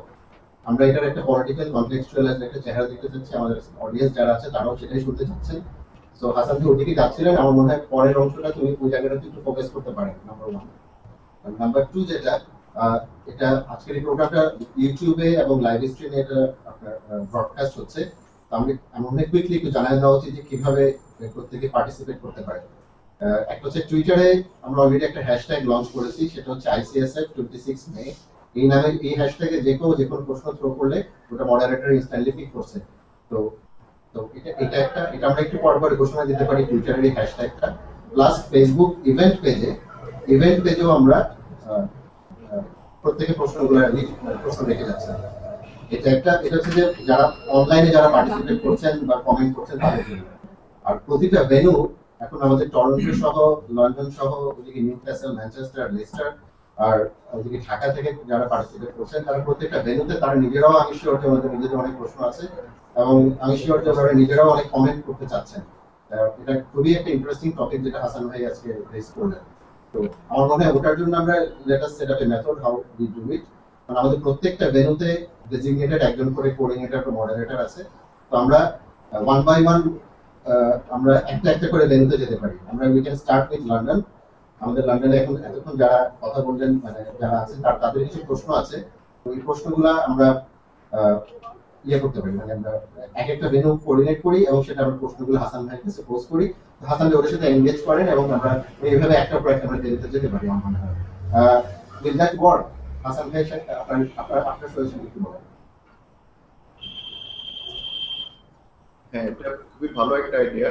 তো হাসান ভাই, আহ, রায়হান, তোমরা কি এখন প্রশ্নগুলো শুরু করতে যাচ্ছ লন্ডন ভ্যানু থেকে? আহ, আমরা মনে হয় লন্ডন ভ্যালু থেকে শুরু করে দিতে পারি। আমাদের 3টা প্রশ্ন অলরেডি এসেছে। আমরা এখানে আমরা এখন হাসান থেকে উনি মনে আনসার করতে পারবেন। তার মধ্যে একটা প্রশ্ন নোরা শরীফ করেছেন। রানা, আপনি একটু বলেন নোরা শরীফের প্রশ্নটা কি ছিল? এখানে আসলে সবাই জানতে চাচ্ছেন যে ইসলামিক একটু জোরে। গ্রুপগুলো বাংলাদেশে কি করে কাজ করছে, তো এই গ্রুপগুলোর বিভিন্ন ভাগ, সেই ব্যাপারে যদি হাসান ভাই একটু কথা বলেন। প্রশ্নটা কি শুনেছেন আপনারা? কত শোনা যায়নি, আবার রিপিট করলে ভালো হয়। আপনি বলেন। আচ্ছা, প্রশ্নটা যেটা একটা প্রশ্ন এসেছে এখানে নোরা শরীফ করেছেন, সেটা হচ্ছে যে ইসলামিক গ্রুপগুলো বাংলাদেশে আসলে কিভাবে অপারেট করছে। পার্টিকুলারলি যেটা থিওলজির লিঙ্কটা নিয়ে হাসান ভাই শুরু করেছিলেন, ওই লিঙ্কটাকে আরেকটু যদি ক্লিয়ার করেন যে এদের মোটিভেশনটা কোথা থেকে আসছে। যেমন উনি শুরু করলেন, আমি যেটা মনে করছেন শুরুতেই যেটা বলেছেন যে ইসলামিক গ্রুপগুলো এটা মানে তারা মূলত স্টেট পাওয়ারটাকে তারা ইয়ে করতে চান, মানে তারা গ্র্যাব করতে চাচ্ছে। এটার সাথে বর্তমান গ্রুপগুলোর পজিশনটা কি? আমরা শুধু একটা গ্রুপের কথা জানি, বাকি গ্রুপগুলোর ব্যাপারে যদি হাসান একটু বলতে পারেন। এটা হচ্ছে একটা প্রশ্ন। আর একটা প্রশ্ন এসেছে আমাদের লন্ডনে, সেটা হচ্ছে একজন প্রশ্ন করেছেন, সেটা হচ্ছে যে এটা কতটুকু জরুরি হাদিস ফলো করা, মানে কোরআনে কি কিছু বলা আছে এমন কিছু যে হাদিসকে ফলো করতে হবে এখানে, বা করতেই হবে এমন কোনো কিছু কোরআনে বলা আছে কিনা, মানে এটার স্ট্যাটাসটা কি, মানে পার্টিকুলারলি অ্যাজ এ রুল এটা লিগ্যাল স্ট্যাটাসটা কি, মানে শরিয়ার আওতায় নিতে করতে হবে। আর সেকেন্ড আরেকটা প্রশ্ন আপনি নিজেই বলেন, আপনি এই প্রশ্ন বলে আপনি ভালো করতে হবে। সূরা বলছিলাম যে সূরা আল ইমরানের 7 ভার্স যেখানে বলা হচ্ছে যে হোয়াট ইজ কোরআন, মানে কোরআন কি এবং কোরআন কিভাবে ফলো করতে হবে। সেখানে আমি যতটুকু বুঝতে পারি Quran should be followed by every individual, এবং সে পরে যতটুকু আইডেন্টিফাই করবে এভাবেই চলবে। কারণ ওখানে বলা হয়েছে যে Quran can mean different things to different people as they perceive by themselves. সেই হিসাবে আসলে কোরআনকে নিয়ে আমরা যে একটা স্ট্যান্ডার্ড আইন করি, এটা কতটুকু রাইট? স্পষ্ট বলুন। আর কারো কোনো প্রশ্ন আছে? আচ্ছা, আরেকটা প্রশ্ন 3 নম্বর প্রশ্নটা আমার কাছে পরিষ্কার হয়নি। আচ্ছা, সেটা হচ্ছে যে একটু জোরে। বাংলাদেশে কওমি মাদ্রাসা, যেটা মাদ্রাসা শিক্ষা, হ্যাঁ, এটা তো দিন দিন বাড়ছে এবং প্রত্যেকটা এলাকাতে আমরা দেখছি টেলিভিশন চ্যানেলে কোনো মাদ্রাসা শিক্ষাটা বাড়ানো হচ্ছে। তো এই পার্সপেক্টিভে আমরা যখন বলছি সেকুলার বাংলাদেশ চাচ্ছি, বা কিভাবে এটা মাদ্রাসা শিক্ষার সঙ্গে আমাদের সেকুলার বাংলাদেশে কিভাবে আমরা সম্পর্কিত করবো আর কি, সহাবস্থান করবো। হ্যাঁ, আমি ওনার সঙ্গে একটু অ্যাড করব এই কবি মাদ্রাসা সম্পর্কে। কবি মাদ্রাসা ওদের জন্ম থেকেই প্রচলিত, দেশের যে প্রচলিত আইন আছে বা সরকার আছে, সেই সরকারের নির্ধারিত কোনো সিলেবাসের উপরে তা লেখাপড়া করায় নাই। যার কারণে ওদের জন্ম থেকে এই পর্যন্ত কোনো একটা কমি মাদ্রাসায় বাংলা ভাষার কোনো প্রচলন নেই। সেখানে আছে ফার্সি, উর্দু, এছাড়া আরবি, এই 3টা ভাষাই সেখানে কাজ করছে। আমার কথা হচ্ছে গিয়ে যে এই কমি মাদ্রাসা আজকে যারা হেফাজতি করেছিল, কিন্তু কমি মাদ্রাসা সেখানে গভর্নমেন্টের একটা কিছু করা আছে কিনা, যে এই দেশেই একটা মাদ্রাসা অপারেট করবে without the concern of government, বা গভর্নমেন্টের কোনো সিলেবাস ছাড়া। এটা কি আদৌ মানে চলতে দেওয়া যায় কিনা, সেটাকে গভর্নমেন্ট পরিষ্কার করা উচিত। আচ্ছা, আমাদের প্রশ্নগুলো পড়া হয়ে গেছে, আমাদের মাইক অফ করে দিতে পারেন। আমি সবগুলো প্রশ্নকে একত্রিত করে একটু জবাব দিই যে হ্যাঁ, মাদ্রাসাগুলো একটা অনিয়ন্ত্রিত প্রতিষ্ঠান। আমি সপ্তাহ 1.5 আগে দেখলাম জনকণ্ঠে যে বাংলাদেশে এখন মোটামুটি 3 লক্ষ মাদ্রাসা আছে, কওমি, আলিয়া, ফুরকানিয়া ইত্যাদি। এই সবগুলো কিন্তু চরিত্রের দিক দিয়ে হুবহু এক। সবগুলো থেকেই যারা বেরোচ্ছে, মাদ্রাসাগুলো হোস পাইপের মতন আমাদের সমাজে হাজার হাজার হাজার হাজার মাদ্রাসা ছেলেদেরকে ঠেলে দিচ্ছে। সবাই কিন্তু শরিয়া ভিত্তিক ইসলামী রাষ্ট্রে বিশ্বাসী, এবং এই মাদ্রাসাগুলোর একটা বড় অংশ স্থাপন করেছে ব্যক্তিগতভাবে আমাদের মধ্যপ্রাচ্যের প্রবাসীরা। এর উপর সরকারের কোনো নিয়ন্ত্রণ নেই। এই ব্যাপারটা আপনি খুবই ঠিক বলেছেন যে সরকার এটাকে টেক আপ না করা পর্যন্ত এটা আমাদেরকে একটা একটা খারাপ দিকে নিয়ে যাবে, কারণ ওই ছেলেগুলো তো আর ভ্যানিশ হয়ে যাচ্ছে না, সমাজের কোথাও না কোথাও থাকছে, তাদের প্রভাব বিস্তার করছে। নাম্বার 2, কোরআন হাদিস মানা, এখন এটা একটা বড় বিষয়, কতখানি সময় নেব আমি বুঝি না। আহলে হাদিস, আমি জানি না ওনারা হাদিস পড়েছেন কিনা। হাদিস একদিক দিয়ে একটা মিক্সড ব্যাগ, যে কোনো ব্যাপারে আমরা বিভিন্ন উল্টা রকম হাদিস দেখি। সেজন্য নবম শতাব্দীতেই মুসলমানরা আপত্তি করেছিল হাদিসের ব্যাপারে, যে হাদিস নিয়ে আমরা একটা কনক্লুশনে পৌঁছতে পারছি না কেন, বিভিন্ন রকমের হাদিস একটা ব্যাপারে আসছে কেন। একটা উদাহরণ দিই, সুনান আবু দাউদ হাদিস 2139, প্রফেট বলেছেন, আমি একটা শব্দ যোগ করছি না, একটা শব্দ বাদ দিচ্ছি না। প্রফেট বলেছেন, do not bit your wife, স্ত্রীকে প্রহার করবে না। এবং এটাই আমরা একটা ডিভাইন সুর বেহেশতি নবীর কাছ থেকে আশা করি। পরেরটা থেকে দেখি 2040 হাদিসটা মিসিং, মুছে দেওয়া হয়েছে। তারপরেরটাতে আছে যে লোকদের আপত্তির ভিত্তিতে সব বউগুলো নাকি সব কেমন হয়ে গেছে, কেউ আর কিছু মানছে না। তখন রসুল বললেন, ঠিক আছে, বউ পিটাইতে পারো। আমরা এখানে দেখছি যে এত বড় একটা বেসিক মৌলিক মানবাধিকার ব্যাপারে নবী যে নিজের যে ডিসিশন সিদ্ধান্ত দিলেন, নবী কি লোকের কথার মতো চলবেন না লোক নবীর কথার মতো চলবে? এই হাদিসটা সন্দেহজনক। এবং তারপরে হাদিসটা দেখেন, ঠিক তারপরে হাদিস 2142, নবী যিনিকে বলেছেন যে পরকালে কোন স্বামীকে জিজ্ঞাসা করা হবে না যে সে কেন এই জীবনে বউকে ধরিয়া পিটাইয়াছে। এটা কোনো কথা হলো? এটা ক্রিমিনালকে ইন্ডেমনিটি দেওয়া হলো না? তার জবাবদিহিতা তুলে নেওয়া হলো না? তাকে ফ্রি লাইসেন্স দেওয়া হলো না? এই হচ্ছে হাদিসের চরিত্র। আর আমরা হাদিস কতখানি মানবো? কোরআনে কতবার বলা আছে যে তোমরা কি এই কোরআনের যে সুন্নাহ, এটা ছাড়া অন্য সুন্নাহ তালাশ করছো? কোরআন ঘাটলে আমরা হাদিসের বিরুদ্ধেই পাই। কিন্তু আমি হাদিসকে কখনোই ওদের মতো টোটালি নাকচ করব না। একটা গ্রুপ আছে আহলে কোরআন, তারা হাদিসকে টোটালি নাকচ করে না। হাদিস একটা ক্লাসিক সাহিত্য, এরকম সাহিত্য বিশ্ব মানবের নাই। এই সাহিত্যে আমাদের 23,000 হাদিসে আমাদের ইমামরা কালেক্ট করেছিলেন যা, তার থেকে 98.2% বাদ দেওয়ার পর 23,000, ওনারা কালেক্ট করেছিলেন মোটামুটি 23 লাখ। তারপরেও আমরা এর মধ্যে যে ডাইনামিক্সটা দেখি, আমরা বুঝতে পারি যে সোসাইটিটা কিভাবে থিও পলিটিক্যালি, মিলিটারিলি অ্যান্ড প্যাট্রিয়ার্চালি সব দিক দিয়ে সোসাইটি কিভাবে বিবর্তিত হয়েছিল, তার একটা সলিড ডকুমেন্ট, একটা ছায়া পাই আমরা ওখানে। কিন্তু আবার মুশকিলও আছে। সুনান আবু দাউদ 3639, প্রফেট বলিয়াছেন, আমার সুন্নাহ লিখিয়া রাখো। পরের হাদিস 3640, সুনান আবু দাউদ, রাসূলুল্লাহ বলিয়াছেন, আমি এখন কোট করছি, একটা শব্দ বাদ দিচ্ছি না, একটা শব্দ যোগ করছি, আমার কোন রকম উদাহরণ তোমরা লিখে রাখবে না। এখন এই দুটো নিয়ে আমরা যাবো কোথায়? আমরা যাই কোরআনের কাছে, কোরআন বলেছে যে কোরআনই শ্রেষ্ঠ সুন্নাহ। আমরা যাই হযরত আলীর কাছে, যিনি সবচেয়ে বেশি সময় ছিলেন রাসূলের কাছ থেকে, তার হাদিস কয়টা পাচ্ছি? 12টা। হযরত উমরের হাদিস কয়টা? 15টা। হযরত আবু বকরের নাই বললি, হযরত উসমানের নাই বললি। তাহলে যে লোকটা সবচেয়ে বেশি হাদিস দিয়ে গেছেন, হযরত আবু হুরায়রা, 5000-এর বেশি, তিনি বলেছেন তিনি মুসলমানই হয়েছেন রাসূলুল্লাহর ওফাতের ইন্তেকালের 2 বছর আগে, 2.5 বছর আগে। না যিনি কোনো যুদ্ধে গেছেন, না তার জীবন স্টেক করেছেন, না কোনো সংগ্রাম করতে হয়েছে। 5000-এর বেশি হাদিস। এবং তার নিজের কথাতেই, মানে তার নিজের কথাতেই বলা আছে, উনি বলছেন যে রাসূলুল্লাহ এই বলেছেন। লোকেরা জিজ্ঞেস করলো, এই এটা কি রাসূলুল্লাহ বলা? লাস্ট সেন্টেন্স হচ্ছে, no, it is from my side. আচ্ছা, আমাদের মনে হয় এখানে লেস্টার থেকে কিছু প্রশ্ন এসেছে। লেস্টারে কে আছেন? বিদিতা, শুনতে পাচ্ছেন? আপনার মাইক্রোফোনটা মনে হয় মিউট করা আছে। না, আমরা লেস্টার না, নিউক্যাসল। ও, নিউক্যাসল। আচ্ছা, লেস্টারের থেকে কিছু প্রশ্ন এসেছে, ওগুলো আমি তাহলে জিজ্ঞেস করিনি। প্রথম প্রশ্ন যেটা এসেছে ওটা হচ্ছে খেলাফত প্রতিষ্ঠার ব্যাপারে কোরআন হাদিসে কি বলে?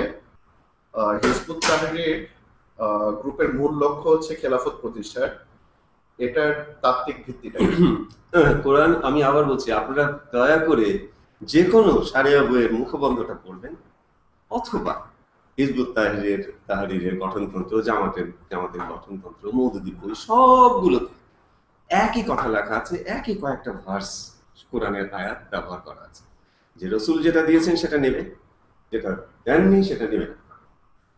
হ্যাঁ, এবং সব মিলিয়ে কাঠামোটা এখানে এক্সপ্লেন করার মতো সময় নেই, কিন্তু কাঠামোটা এত ইন্টারেস্টিং এবং এত সলিড মনে হয় আপাত দৃষ্টিতে, যে ওটাই ইসলামিক স্টেট বানানো নাকি রসুলের লাইফ মিশন।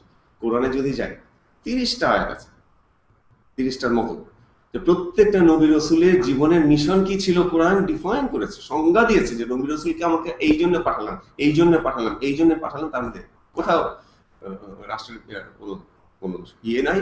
এক রসুল্লাহ একটা অ্যাডমিনিস্ট্রেশন চালিয়েছিলেন, হযরত ইউসুফ চালিয়েছিলেন, হযরত সুলাইমান, হযরত দাউদ পৈতৃক সম্পর্কে রাষ্ট্র পেয়েছিলেন। এর বাইরে আর কোন নবী রসুলকে আমরা কোন রাষ্ট্র পরিচালনা করতে দেখি? হযরত ঈসা। রাষ্ট্র বানানো ইসলামের মুসলমান হওয়ার কোন শর্তই নয়, কিন্তু এটা যেহেতু আপনাদের বুঝতে হবে একটা কথা, রাসূলুল্লাহ যখন ইন্তেকাল করলেন এত কষ্ট করে এই একটা বর্বর জাতকে একটা সংগঠিত করলেন, নেকেড হয়ে তাওয়ায় বন্ধ, মেয়েদেরকে মারা বন্ধ, যুদ্ধ বন্ধ, একটা পজিটিভ দিকে এনে ছেড়ে দিলেন। যাওয়ার সময় খুব স্বাভাবিক ছিল যে উনি তার দ্বিতীয় নেতৃত্ব বলে যাবেন, উনি সেটা বলে যাননি অস্পষ্টভাবে, যেটা বলে গেছেন শিয়ারা যেটা বলে গাদির হুকুমের বক্তৃতা, যে আমি যার মওলা আলী তার মওলা, এটা একটা অস্পষ্ট কথা, শিয়ারা ওটা নিয়ে চলে। তো এই যে কাউকে না দিয়ে যাওয়া, এটাই কি ভবিষ্যতে 1400 বছর 1300 বছর পরে গণতন্ত্রের বীজ নয়? উনার এই বিশাল ধী শক্তিতে ধরা পড়েছিল ফিউডালিজম, কমিউনিজম, এইনিজম, সেইইজম, ট্রাইবালিজম বাদ দিয়ে আলটিমেটলি মানুষকে একটা জনপ্রতিনিধিত্বমূলক সরকারে আসতে হবে। কিন্তু 32 বছর পরই যখন এটা রাজাদের হাতে চলে গেল, রাজার ছেলে রাজা আমিরুল মুমিনিন, তার ছেলে আমিরুল মুমিনিন, তার ছেলে আমিরুল মুমিনিন, এইটা তো নবীজি দেননি। কাজেই তাদের এই ইসলামিক রাজত্বকে ইসলামের নামে বৈধ করার জন্য একটা কিছু দরকার ছিল, সেটাই হচ্ছে শারিয়া ল, যেটাকে বলা হলো আল্লাহর আইন, যেটা ছিল নৈতিক বিধান, বদলে দেওয়া হলো রাষ্ট্রীয় আইন। তারা রাষ্ট্রীয় আইন, আল্লাহর আইন চালাচ্ছেন, তারা আমিরুল মুমিনিন। হিজবুত তাহরিরকে পরাজিত করা 15 মিনিটের ব্যাপার, গুগল সার্চ করা, অথবা যে কোনো ইসলামিক হিস্ট্রি নেই, প্রথম কয়েকশো বছর প্রতি 5 বছরে একটা করে বিদ্রোহ, পাল্টা বিদ্রোহ, খলিফাদের খুন, গুম, হত্যা, রক্ত রক্ত আর রক্ত। মাঝখানে 2-1 জন ছিলেন অত্যন্ত ভালো, যেমন ধরেন নাম বলে সময় লাগবে। সেই সময়ে বিজ্ঞানের উন্নতি হয়েছিল, ভারত থেকে বিজ্ঞানের উন্নতি গিয়েছিল, মুসলিম এবং ইহুদি বিজ্ঞানীরা একসাথে বসে সেটাকে তুঙ্গে দিয়েছিলেন। যখন মুসলিম সাম্রাজ্যের পতন হলো, তখন সেটা একজন, আমি নাম ভুলে গেছি, আয়ারল্যান্ডের একটা লোক, সেটা ইউরোপে নিয়ে যায়। ইউরোপ সেখান থেকে শুরু করে। মানব সভ্যতা কোনো একটা বিশেষ সম্প্রদায়ের ব্যক্তিগত সম্পত্তি নয়, এটা একটা চলমান প্রক্রিয়া। এখন আমেরিকায় আছে, 200 বছর পর চায়নায় চলে যেতে পারে, তাই না? কাজে এটাকে ওই ধর্মের নামে কুক্ষিগত করার কোনো ইয়ে নেই। যে খেলাফত হিজবুত তাহরির আনতে চায়, সেই খেলাফত আমি চ্যালেঞ্জ করি, আমাকে দেখাও, দলিল দেখাও, ওমরস প্যাক্ট নাম্বার 2 দেখো, সেখানে কি হয়েছিল। ওইভাবে হয় না। ধর্মীয় রাষ্ট্রে কখনো বিধর্মীদেরকে সমান স্ট্যাটাস আপনি দিতে পারেন না, দিলে ধর্মীয় রাষ্ট্র হবে না সেখানে। আর নারীর এখানে সাইড প্লেয়ার ছিল মেল ডমিনেশন, পুরুষতন্ত্র, যেখানে যা পেরেছে পুরোটা নারীর উপর চাপিয়ে দিয়েছে। এটা করতে পারবে না, সেটা করতে পারবে না, বাপ মা মরে গেলে কয়দিন শোক করতে পারবে সেটাও লেখা আছে, কি সেন্ট গায়ে মাখতে পারবে, কি খেতে পারবে, কি রঙের পোশাক পরবে, সেই সমস্ত দেওয়া আছে এই শাফি ল বইতে। এই যে শাফি ল, অনেকে নাম শুনেছেন, এটা শাফি ল বই। এটাতে স্ট্যাম্প করা আছে প্রথম দিকে আল আজহার ইউনিভার্সিটি, 6000-এর বেশি আইন। কোরআনে কয়টা আইন আছে? প্রত্যক্ষ 13টা। রাসূলুল্লাহ কয়টা হাদিস, আমরা যদি হাদিস খুঁজেও বিশ্বাসই করি, কয়টা পাবো? 50টা, সব মিলিয়ে 200টা, 6000-এর বেশি হাদিস। কে বলে এটা শুধু কোরআন রাসূল থেকে এসেছে? 11টা সোর্স থেকে এসেছে, 11টা। এই যে হানাফি ল, পৃথিবীর সবচেয়ে বেশি মুসলমান বিশ্বাস করেন, এইটা সেই বই। ইংরেজি ব্যারিস্টারি পড়ানো কোর্সে সিলেবাস, 6000-এর বেশি আইন। এখন আপনি এক বালতি পানির মধ্যে 1 ফোঁটা দুধ দেবেন আর তারপরে দাবি করবেন এটা দুধের বালতি। আরো একটা কথা বলবো আমি, তারপরে আমি হয়তো সময় বেশি নিচ্ছি, কিন্তু এগুলো ইম্পর্টেন্ট ব্যাপার। মনে করেন আপনার মাথা ব্যথা আছে, আছে নাই? মনে করেন আপনার মাথা ব্যথা আছে, আপনি বাজার থেকে একটা ওষুধ, মাথা ব্যথা ভালো হওয়ার একটা ওষুধ কিনলেন। সেই কোম্পানি দাবি করে যে সেই মাথা ব্যথার ওষুধ বানাতে, আবিষ্কার করতে 30,000 বৈজ্ঞানিকের 30,000 বছর লেগেছে। ভালো কথা, এই সেইটা এটা খেলে আপনি দেখছেন আপনার মাথা ব্যথা ভালো হয়ই না, আপনার স্টমাক আপসেট হয়েছে, পেট খারাপ হয়েছে, আপনি এটা কি করবেন? ডাজ নট ম্যাটার কে কিভাবে বানিয়েছেন এই সমস্ত শারিয়া ল, এর মধ্যে ভালো আইন আছে, অনেক ভালো ভালো আইন আছে, ট্রাস্ট মি, এর বেশিরভাগ আইনই ভালো। কিন্তু যে মুহূর্তে নারীর ব্যাপারে এসছে, যে মুহূর্তে নন মুসলিমের কথা এসছে, যে মুহূর্তে পলিটিক্স এসছে, সেই মুহূর্তে এটা হয়ে গেছে কারেক্ট। আমি তো কয়েকগুলো উদাহরণ দিলাম। আরেকটা অনেকগুলো ভেন্যু আছে যারা বেশ উতলা হয়ে আছে পার্টিসিপেট করার জন্য। আমরা এখন ঢাকা ভেন্যুতে চলে যাই, তাদের কিছু প্রশ্ন নিয়ে আসি। ঢাকা ভেন্যু আপনারা কি শুনতে পাচ্ছেন? স্যাম ভাই, আপনাদের মিউটটা যদি বন্ধ করেন।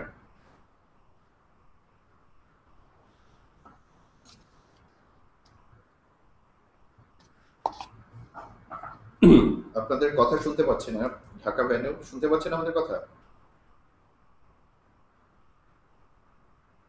আচ্ছা, যদি না পাই তাহলে আমি দুটো পয়েন্ট বলে শেষ করব। হ্যালো, ঢাকা ভেন্যু শুনতে পাচ্ছেন?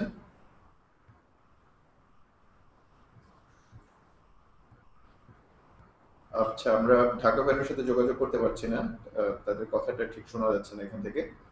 তো আমরা তাহলে ইয়েতে চলে যাই, বিদিতদার কাছে চলে যাই। উনি নিউ ক্যাসেলে আছেন মনে হয়।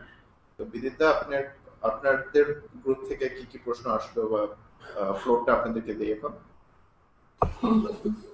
আমরা এখানে শুনতে পাচ্ছেন আমার কথা? হ্যাঁ, কথা শোনা যাচ্ছে, বলেন। হ্যাঁ, আমরা এখানে 4 জন পার্টিসিপেন্টস আছি।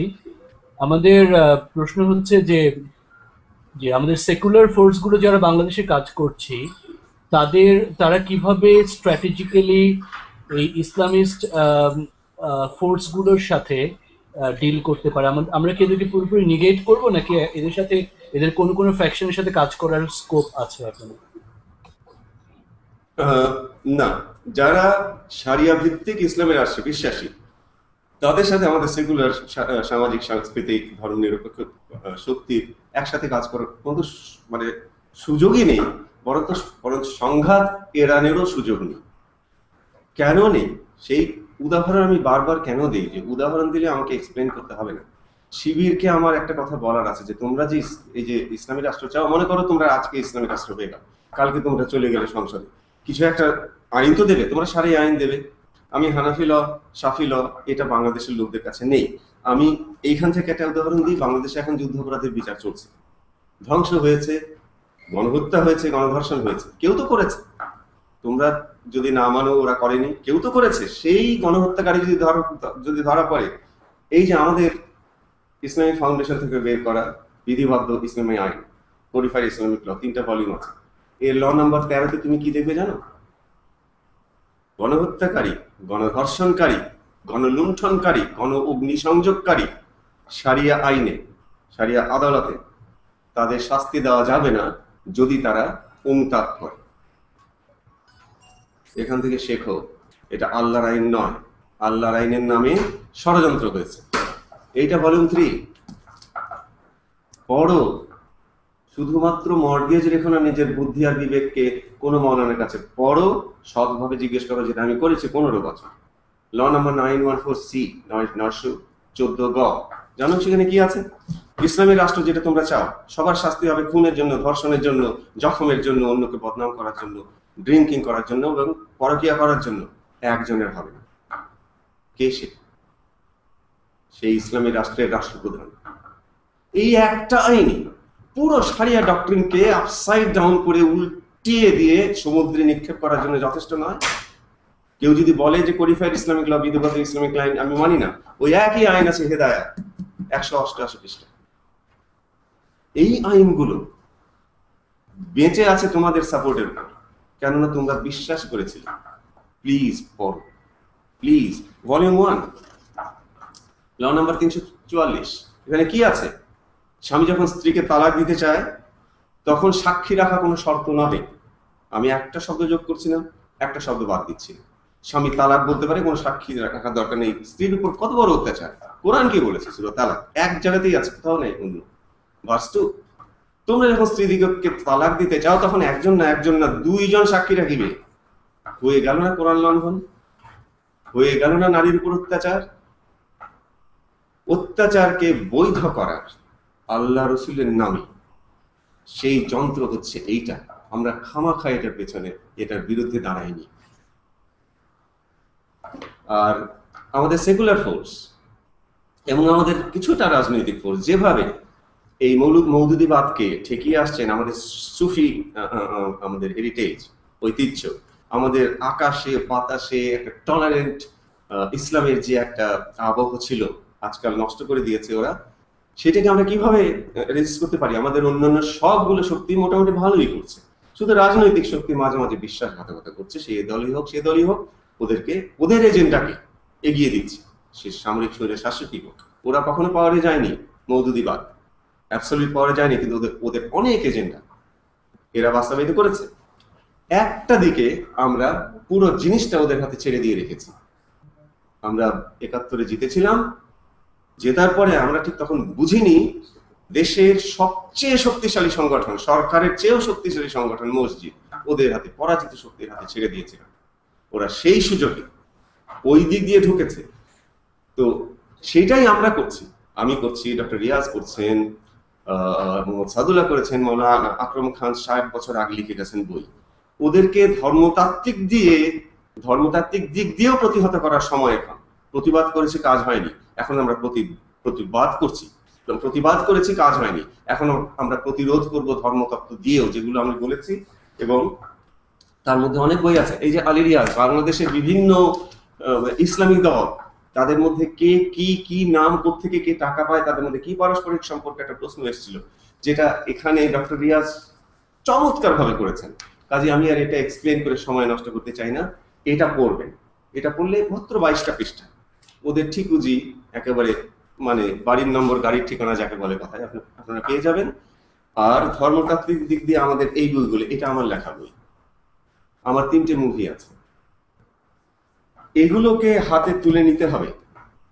মসজিদকে ওদের একলা হাতে ছেড়ে দেওয়া যাবে না।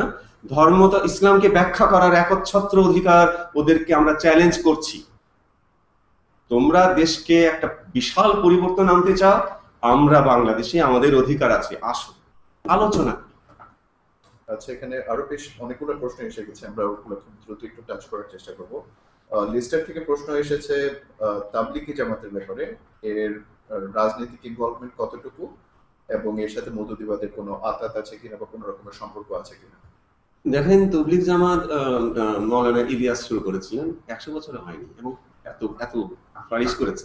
ওরা আত্মিক পরিশুদ্ধি চায়, ওদের একটা মতই আছে যে ওরা রাজনীতিতে জড়াবে না, ওটা ওদের প্রথম থেকেই সিদ্ধান্ত ছিল। এবং সেই জন্যই মরমিয়া মুসলমানদেরকে ওরা এত বেশি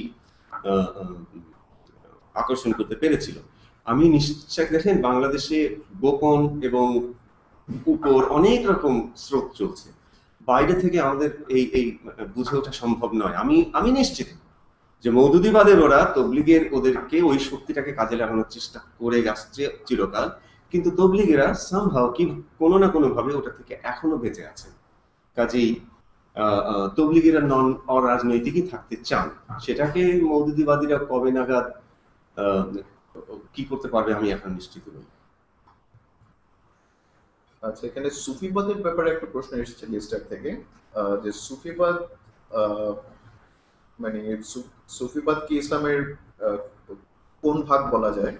সুফিজম হচ্ছে ইসলামের একটা বিশেষ ব্যাখ্যা, ঠিক যেমন মৌদুদিবাদ ইসলামের একটা বিশেষ ব্যাখ্যা। এই দুটোর মধ্যে তফাৎ তো আছেই, সংঘাত আছে। দেখেন, মৌদুদিবাদ গ্রো করেছিল মধ্যপ্রাচ্য থেকে পশ্চিম দিকে, উত্তর আফ্রিকা, স্পেন পর্যন্ত, যেটা যুদ্ধ করে জয় জয় করে করে করে করে ইসলামী রাষ্ট্র ব্যবস্থা স্থাপন করা হয়েছিল। আমাদেরকে ওই মুসলিম ভিক্টরি ফর সেঞ্চুরিজ, শতাব্দী ধরে মুসলমানরা জিতেছিল, এটা নিয়ে আমাদেরকে গর্ব করতে শেখানো হয়। বলা হয় না যে প্রত্যেকটা যুদ্ধে কত লোক মারা গেছে, কত বিধবা হয়েছে, কত এতিম হয়েছে, কত সম্পত্তি ধ্বংস হয়েছে। অন্যদিকে একই রকম একটা বিশাল জগৎ, পশ্চিম পাকিস্তান থেকে শুরু করে ইন্দোনেশিয়া পর্যন্ত মুসলমান হয়ে গেছে। বাংলাদেশ মুসলমান প্রধান দেশ, ইন্দোনেশিয়া পৃথিবীর বৃহত্তম মুসলিম দেশ, একটা তলোয়ার ঘুরে নিয়ে এক ফোঁটা রক্ত যায়নি। ইসলাম প্রচারকেরা করেছেন তো। এই ইসলাম প্রচারকেরা কেউ কারোর সাথে কথা বলেননি। তাদের মধ্যে অনেকেই আমাদের শাহজালালের মতন ওই গৌর গোবিন্দ অত্যাচারী রাজা জমিদার, আমাদের অনেক সুফি তাদের বিরুদ্ধে যুদ্ধ করে জিতেছেন। জেতার পরে কি করেছেন? ওই জমিদার হয়ে বসলে তার তো ইসলাম প্রচার করতে আরো ভালোই হওয়ার কথা, সুবিধা হওয়ার কথা। একটা উদাহরণ নাই যে তাদের মধ্যে কেউ রাষ্ট্রীয় ক্ষমতায় গিয়েছে, তারা যাননি, তারা আবার পাবলিকের মধ্যে ফিরে এসেছেন। এইটাই হচ্ছে সুফিবাদের ভিতরে কি কোনো রাজনৈতিক কোনো লক্ষ্য আছে বা কোনো রাজনৈতিক লক্ষ্য কাজ করে? যদি করতো আমরা আমাদের সুফিদের মধ্যে দেখতে পেতাম না। একটা হাত কাটার উদাহরণ আছে সারা ভারতে, 1000 বছরের ইতিহাসে একটা নাই। একটা অ্যাডাল্টারকে স্টোনিং এর ইতিহাস আছে নাই। কোন মুরতাদকে হত্যা করার একটা এক্সাম্পল দেন নাই। একটা মাত্র এক্সাম্পল আমরা পাই হযরত বলছে আওরঙ্গজেবের সময়, but he was A spy, that was why he was killed। কোথায় সারি? সুফিবাদের ব্যাপারে শেষ প্রশ্ন যেটা এসেছে ওটা হচ্ছে যে মানে এখন বাংলাদেশের সুফিবাদের উপরে কেউ কাজ করছে কিনা, কোনো প্রচার বা প্রসারের কোনো কাজ চলছে কিনা? চলছে। হাক্কানি মিশন একটা বড় প্রতিষ্ঠান সুফিবাদের, মিরপুরে তার হেড অফিস। এবং এদের উপরে আমার ভরসা অনেক। আমার ভরসা দুটোর উপর, কি জানেন? একটা হচ্ছে এই সুফি ইসলামের সংগঠনগুলো আমাদের এই দলিলগুলো হাতে নিয়ে চলে যায়। আর একটা ভরসা আমার হচ্ছে শিবিরের উপর। এখন যারা শিবিরের নেতা তাদেরকে বদলানো যাবে না, কিন্তু শিবিরের এখন যারা প্রজন্ম, তাদের হাতে টেকনোলজি আছে, তাদের বুদ্ধি আছে, তাদের বিবেক আছে, তারা এক্সপার্ট ইন ইনফরমেশন, তারা একজন আরেকজনের সাথে ইমিডিয়েট আনা নেওয়া করতে পারে। তারা একদিন ঠিকই বুঝবে যে ইসলামের নামে তাদেরকে কত বড় ধাপ্পা দেওয়া হয়েছিল। আমি বুঝি শিবির কেন শিবির করে। এই ছাত্র দলের সন্ত্রাস, এই ছাত্র লীগের সন্ত্রাস, ভর্তি বাণিজ্য, টেন্ডার বাণিজ্য, কি বাণিজ্য, মানে চাঁদাবাজি, কে না আপসেট হয়? এগুলিতে আমাদের ভালো লাগে? আমার তো বলতে লজ্জা হয় যে পাকিস্তান ভাঙার সময় আমি ছাত্রলীগের একটা চেয়ারে বসতাম। লজ্জা লাগে আমার এখন। তার প্রতিবাদ তারা খোঁজে, এবং সেই প্রতিবাদ জামাত নিয়ে আসে আল্লাহ রসুলের নামে। তা আকর্ষিত হবে না কেন? কিন্তু এটার মধ্যে যে কি ফাঁকি আছে, আমরা যদি এখন একটা তত্ত্ব করাইতে থাকি, তোমরা যেটা প্রপোজ করছো ওটা জ্বলন্ত উনুন, কিতাব পড়ে দেখো। এখানে আমাদের টরন্টো বেনো থেকে একটা প্রশ্ন এসেছে, প্রশ্নটা করতে পারো? প্রগতিশীলতা ধর্মের মধ্যে মিউচুয়াল রেসপেক্ট আমরা কিভাবে গঠন করতে পারি আমাদের প্রজন্মের পক্ষ থেকে? কারণ আমরা দেখা যাচ্ছে আমরা সংঘাত করছি, আমরা যারা প্রগতিশীল আছি তারা ধর্মের সাথে আমাদের টোটালি সংঘর্ষ। প্রগতিশীলতা ধর্মের সাথে সংঘর্ষ হচ্ছে, কিন্তু এই সংঘর্ষটা কৃত্রিম, এটা বানানো। এটা তো হবার কথা না। আমরা ধর্ম মেনেই এগিয়ে যেতে পারি। কোরআন কতবার বলেছে মূল্যবোধের কথা, সেই মূল্যবোধ মেনে আমরা এগিয়ে যেতে পারি, কিন্তু আমরা সেটা মানছি না। আমাদের নেতৃত্বের ব্যর্থতা। আমাদের এখন যারা এই মৌদুদিবাদের নেতৃত্বে আছেন কিংবা অন্য নেতারা, তারা যে কতদিকে ব্যর্থ হচ্ছে। আরে বাবা, এই শাহবাগ হেফাজতিদের সাথে আলোচনা করতে চেয়েছিল। আমি তো মনে করি হেফাজতের আহ্বান করা উচিত ছিল যে শাহবাগের বয়সে ছোট, তোমরা করছো কি, তোমরা ভুল করছো, আসো আমার সাথে কথা বলো। শাহবাগ তো সেটা করেইনি। যখন শাহবাগ প্রগতিশীল, শাহবাগ এখনকার প্রজন্ম, আমাদের হেফাজত হুজুরের 90 বছর বয়স, ওনাদের পড়াশোনার ধারা আলাদা ছিল, সবকিছু ধারা আলাদা ছিল। তাঁরা তো ডাকলেনই না। এরা যখন যাইতে চাইলো, ওনারা মুখ ফিরিয়ে দিলেন যে আমরা আলোচনা করবো না। রসুলের একটা 39,000 হাদিসের একটা হাদিস দেখান যে কেউ কখনো রসুলকে বলেছিল যে আলোচনা করতে চাই। লোকে তো ভিড় করে আসতাম। একটা হাদিস দেখান যেখানে নবীজি বলেছেন যে আলোচনা করবো না।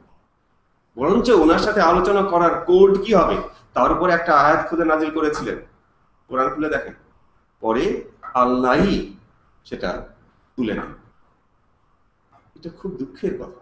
কেউ যদি নাস্তিক হয়ে যায়, ইসলাম ছেড়ে দেয়, দয়া করে ডাকেন, বোঝান, ইসলামের মিষ্টি জিনিসটা বোঝেন। 10 জনের মধ্যে একজন হলেও তো ফেরার একটা আশা আছে, সেটা কেন করেন? আর একটা কথা বলে ছেড়ে দেব, প্রগতিশীলতার সাথে কোন ধর্মের মূল্যবোধের কোনো বিরোধ তো নাই। মূল্যবোধ ছাড়া যারা প্রগতিশীল তারা সন্ত্রাসী, তারা উল্টা দিকের সন্ত্রাসী। কেননা মূল্যবোধ হচ্ছে আমাদেরকে একটা কাঠামোতে ধরে রাখে। সেই কাঠামোটা না থাকলে সন্ত্রাসী আপনি হবেনই, সেটা ধর্মীয় সন্ত্রাসী হন কিংবা অন্য সন্ত্রাসী হন। এক্সট্রিমিজম। এখানে আরেকটা প্রশ্ন আসছে, এটা হচ্ছে যে মানে আমরা সবসময় প্রায় বলি যে মধ্যপ্রাচ্য থেকে এইসব ইসলাম ভিত্তিক দলগুলার টাকা আসে এবং এটা হচ্ছে তাদের মেইন টাকার উৎস। এটা কতটুকু সত্য এবং কতটুকু মিথ্যা? দেখেন, আমার কাছে কোনো ডাইরেক্ট প্রমাণ নেই, তবে 30 বছর আগে ওরা আর্থিক দিক দিয়ে যত দুর্বল ছিল আমি তো দেখেছি। 50 বছর আগে যত দুর্বল ছিল, তখন আমি ছোট ছিলাম, কিন্তু 40 বছর আগে ওরা কত দুর্বল ছিল, টাকা পয়সা কিছুই ছিল আমরা জানি। কিন্তু এই যে এন্তার মওদুদির বই, বিভিন্ন বই, ওদের বই ফ্রি দেওয়া শুরু করলো। হাসপাতালে আমার আত্মীয় কাজ করে, ফ্রি বই দেওয়া হচ্ছে।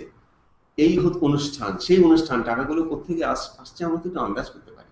এখন না হয় ওরা দেশেই টাকা জেনারেট করে, ওরা বুদ্ধিমান কম না, ওরা জানে যে বাইরের টাকায় বেশি দিন চলা যাবে না, নিজের ডানায় উঠতে হবে। দেশ থেকে এখন কোটি কোটি টাকা ওরা আর্ন করে, সেটা খুব পরীক্ষা।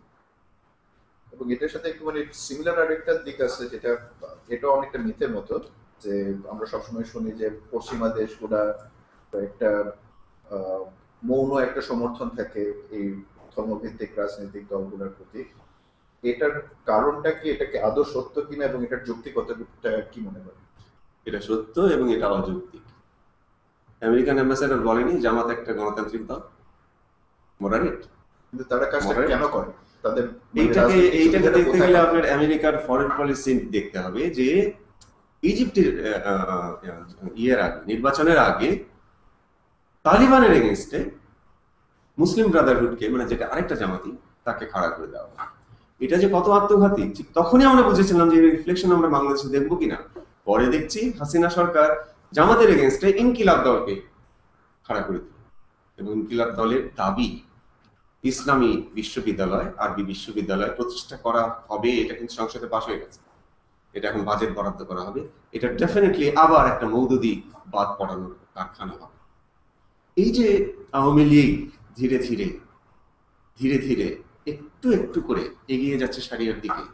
পরশুদিন না তার আগের দিন যুগান্তরে দেখলাম যে এখন পুলিশ যে কোনো লোককে যে কোনোখানে অ্যারেস্ট করতে পারবে, কোনো ওয়ারেন্ট লাগবে না, যদি পুলিশ মনে করে যে সে আল্লাহ রসুলের নামে খারাপ কিছু করেছে। আমাদের দুর্নীতি প্রবণ পুলিশ অলরেডি তারা গ্রেপ্তার বাণিজ্য করে বিখ্যাত। গ্রেপ্তার করে, এত টাকা দাও, তারপরে চলে যায়, করে না। তাদের হাতে এই ক্ষমতাটা তুলে দেওয়া হলো।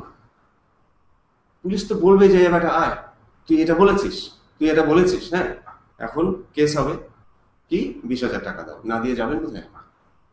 এইটাই ব্লাসফেমি আইনের কুফল, যেটা পাকিস্তান পদে পদে বলছে। আচ্ছা, এখানে একটা কমেন্ট আছে বিদিতদার, নিউ ক্যাসল থেকে। বিদিতদার শুনতে পাচ্ছেন? হ্যালো। হ্যাঁ, আমি শুনতে পাচ্ছি। হ্যাঁ হ্যাঁ, আপনার একটা কমেন্ট ছিল মনে হয়, কমেন্টটা করেন। হ্যাঁ, হাসান ভাই, উইথ ডিউ রেসপেক্ট, আমি পুরোপুরি ভাবে মানতে পারলাম না যে ধর্মীয় মূল্যবোধ ছাড়া প্রগতিশীলতা ধ্বংসাত্মক হতে পারে। মানে ইফ আই ইন্টারপ্রেট আপনি যেটা বলেছেন, আমার মনে হয় না যে আমরা যে প্রগতিশীলতার সংজ্ঞা জানি সেখানে অবশ্যই মানবিক মূল্যবোধ একটি বড় অংশ। মানবিক মূল্যবোধ ছাড়া কোনো কিছুই টিকতে পারে না। কিন্তু মানে একদম কোট আনকোট ধর্মীয় মূল্যবোধের কি খুব প্রয়োজন রয়েছে সেক্ষেত্রে? এর জবাবটা আমি খুব সংক্ষেপেই দেব, যে তাত্ত্বিক দিক দিয়ে আপনি কারেক্ট, কিন্তু বাস্তব দিক দিয়ে আমি কারেক্ট। তার কারণ আমরা যারা কোটি কোটি লোক ধর্মে বিশ্বাস করি, আমরা মানুষ হিসাবে দুর্বল, আমাদের ষড়রিপুর তাড়া করে বেড়ায়, আমরা ভুল করতে পারি। এর মধ্যে অনেকটা সময় আমাকে কোরআন বলে মূল্যবোধে ঠিক রাখে, আমাকে রসুল আমার মূল্যবোধে ঠিক রাখে।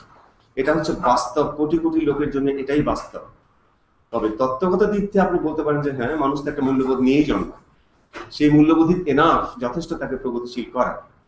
কিন্তু যখন আমি আমার পা পিছলাবে, তখনই কোরআনের ওই আয়াতে চলে আসে, সূরা ইমরান ভার্স 9, রিমাইন্ডার, মনে করিয়ে দেওয়া। কি মনে করিয়ে দেওয়া? তুমি যে মূল্যবোধ নিয়ে জন্মিয়েছিলে সেটাকে আমি মনে করিয়ে দিচ্ছি আবার, ওটা আমার দরকার আছে। কোটি কোটি লোক আমরা মূল্যবোধ নিয়ে প্রগতিশীল হতে পারবো না যদি ধর্মের ওই সাপোর্টটা না পাই, কেননা আমরা দুর্বল। কেউ যদি অত শক্তিশালী হয় সে হোক, এবং সেরকম আছে। সেক্ষেত্রে এখানে একটা একটু যোগ করি বিদিতার সাথে, তো নাস্তিকরা কি প্রগতিশীল হতে পারে না? অবশ্যই হতে পারে। কেন ভালো প্রগতিশীল হতে পারে? কেন আমাদের এই যে রবীন্দ্রসঙ্গীত গায়ক, বিশাল গায়ক ছিলেন, উনি কম স্পিরিচুয়াল ছিলেন নাকি? কি নাম? কলিম শারাফ। কম স্পিরিচুয়াল ছিলেন নাকি? আমাদের ডক্টর আহমেদ শরীফ কত স্পিরিচুয়াল লোক, একটা খারাপ কথা বলতেন না, কারো কোনোদিন ক্ষতি করেননি, গালাগালি করেননি, অত্যন্ত স্পিরিচুয়াল লোক। তারা তো নাস্তিক ছিলেন। আমি আরো নাস্তিককে জানি, শোনার মতো মানুষ, আল্লাহকে মানে না মানেন সেটা আল্লাহ বিচার করবেন, কিন্তু মানুষের জন্য তারা আশীর্বাদ। কত চ্যারিটি করে তারা। পুরো পাকিস্তানে আর্থকোয়েক হয়েছে, টাকা পাঠিয়ে দিচ্ছে, চেনেও না। কাজেই ধর্ম মূল্যবোধকে সংহত করতে সাহায্য করে সাধারণ মানুষের জন্য। উপরের লেভেলে যারা আছেন তারা নাস্তিক হয়েও স্পিরিচুয়াল হতে পারেন। মূল্যবোধ কোন ধর্মের একক ঠিকাদারি নয়। এখন আমরা ফ্লোরটা দিই লন্ডন ভেন্যুকে, তাদের কিছু প্রশ্ন আছে। লন্ডন শুনতে পাচ্ছেন? হ্যাঁ, আমরা শুনতে পাচ্ছি লন্ডন ভেন্যু। আমরা বেশ কিছু ওপিনিয়ন আছে এখানে, আমরা একজন একজন করে বলতে পারি মনে হয়। প্রথমে সুশান্ত দাশগুপ্ত লন্ডন থেকে বলছেন। সুশান্ত, আচ্ছা, আসলে এই বিদিত যা বলে দিছে জিনিসটা, তারপরে আমি মানে আপনার উত্তরে নট হ্যাপি। আপনি যেভাবে বলছেন যে ধর্মীয় মূল্যবোধ ছাড়া প্রগতিশীলরা আসলে সন্ত্রাসী, so I would like to know more how you can explain it. দেখেন সুশান্ত, জি বলুন। শোনো, ওটা একটা তাত্ত্বিক তর্ক না। আমাদের এখানে আজকের এজেন্ডা ছিল অন্যরকম, আমরা পরেই না হয়ে যায়। ওকে, ঠিক আছে। আচ্ছা, আসলে লন্ডন ভেন্যু থেকে। প্র্যাকটিক্যাল সিচুয়েশন আমার অনেক সময় যেটা আমি অনেক জায়গায় বলি সেটা হচ্ছে যে আসলে ইসলামকে কিভাবে শেখানো হচ্ছে, that could be one of the problem, it's my opinion. যেমন ধরেন কোরআন আমি কখনোই মনে করি না is a single line quotation. So Zakir Naik বলেন দা এভরি মুসলিম স্কলার, তারা আসলে কোরআনের থেকে একটা লাইন নিয়ে কোরআনকে ডেসক্রাইব করেন, but Quran is a content. Like রবীন্দ্রনাথের একটা লাইন পড়ে আমি পুরো গদ্য বা কবিতার মিনিং পাবো না। We have to go through the whole chapter of it. কি সুন্দর বলেছেন। এখানে কি এটা একটা বড় কোশ্চেন আমার কাছে মনে হয়, দা ওয়ে উই আর পারসিভিং কোরআন, যেভাবে শেখানো হচ্ছে এক লাইন দুই লাইনের কোড দিয়ে, rather than Quran should go as a content and people should say, all the scholars, যে কোরআনকে তোমরা পড়ো, বুঝো এবং দেন আসো। কোন লাইনকে দিয়ে যে কোরআনকে এক্সপ্লেইন করা, আমার কাছে মনে হয় this is one of the biggest problem of this time. আপনি এত সুন্দর একটা কথা বলেছেন, আমি আপনার এই কথাটা আমার পরবর্তী কোন স্পিচে কোট করব। আপনার পুরো নাম কি? মোহাম্মদ আব্দুল্লাহ আল মাসুদ। বিউটিফুল। 2-4 লাইন পরে রবীন্দ্র দর্শন বোঝা যাবে না, পুরো রবীন্দ্রনাথ পড়লে তখন চিত্রটা ফুটে উঠবে। চমৎকার কথা। কোরআনের বিরুদ্ধে সত্যি থাকে। আমাদের মৌলানাদের আসলে, আমি শিবিরকে আবার বলি, সাহিত্য না পড়লে, কবিতা না পড়লে ইসলাম বোঝা যাবে না, কোন ধর্মই বোঝা যাবে। ধর্ম থেকে মূল্যবোধ এনে মানুষের মঙ্গল করা যাবে। এটার সাথে তারপরে আরেকটা প্রশ্ন আছেন, আগে মনি ভাই বলবেন। মজবুল হক মনি উল্লাহ থেকে বলছেন। জি ভাই, আমি আপনার ইয়ে থেকে আমরা অনেক উপকৃত হচ্ছি কিছুদিন কথায়। আমি একটু একটা সম্পূর্ণ প্রশ্নই করবো, একটা যেতে করছেন। প্রশ্নটা হচ্ছে যে কোরআনকে, উনি বলেন যে এক লাইন দিয়ে কোরআন বোঝা যাবে না, এই জন্যই কিন্তু কোরআনকে ব্যাখ্যা করার জন্যই হাদিস, তারপরে ইজমা, কিয়াস, ইস্তিহাদ এগুলার জন্ম হয়েছে। আমরা যদি হাদিস বর্জিত ইসলামকে নিতে চাই, তাহলে এই কোরআনের যে সংক্ষিপ্তকরণ, ওইটা কিন্তু আমাদেরকে অনেক সমস্যায় ফেলে, যার কারণে কিন্তু হাদিসের দ্বারা সেটা ব্যাখ্যা করা হয়। আমি আপনার সঙ্গে একমত যে হাদিসের বিভিন্ন ধরনের মতানৈক্য আছে, এখানে জামাতি ইসলামীরাও বুখারী শরীফের অনেক হাদিসকে তারা ডিনাই করেছে, বড় বড় হাদিসকে তারা ডিনাই করেছে।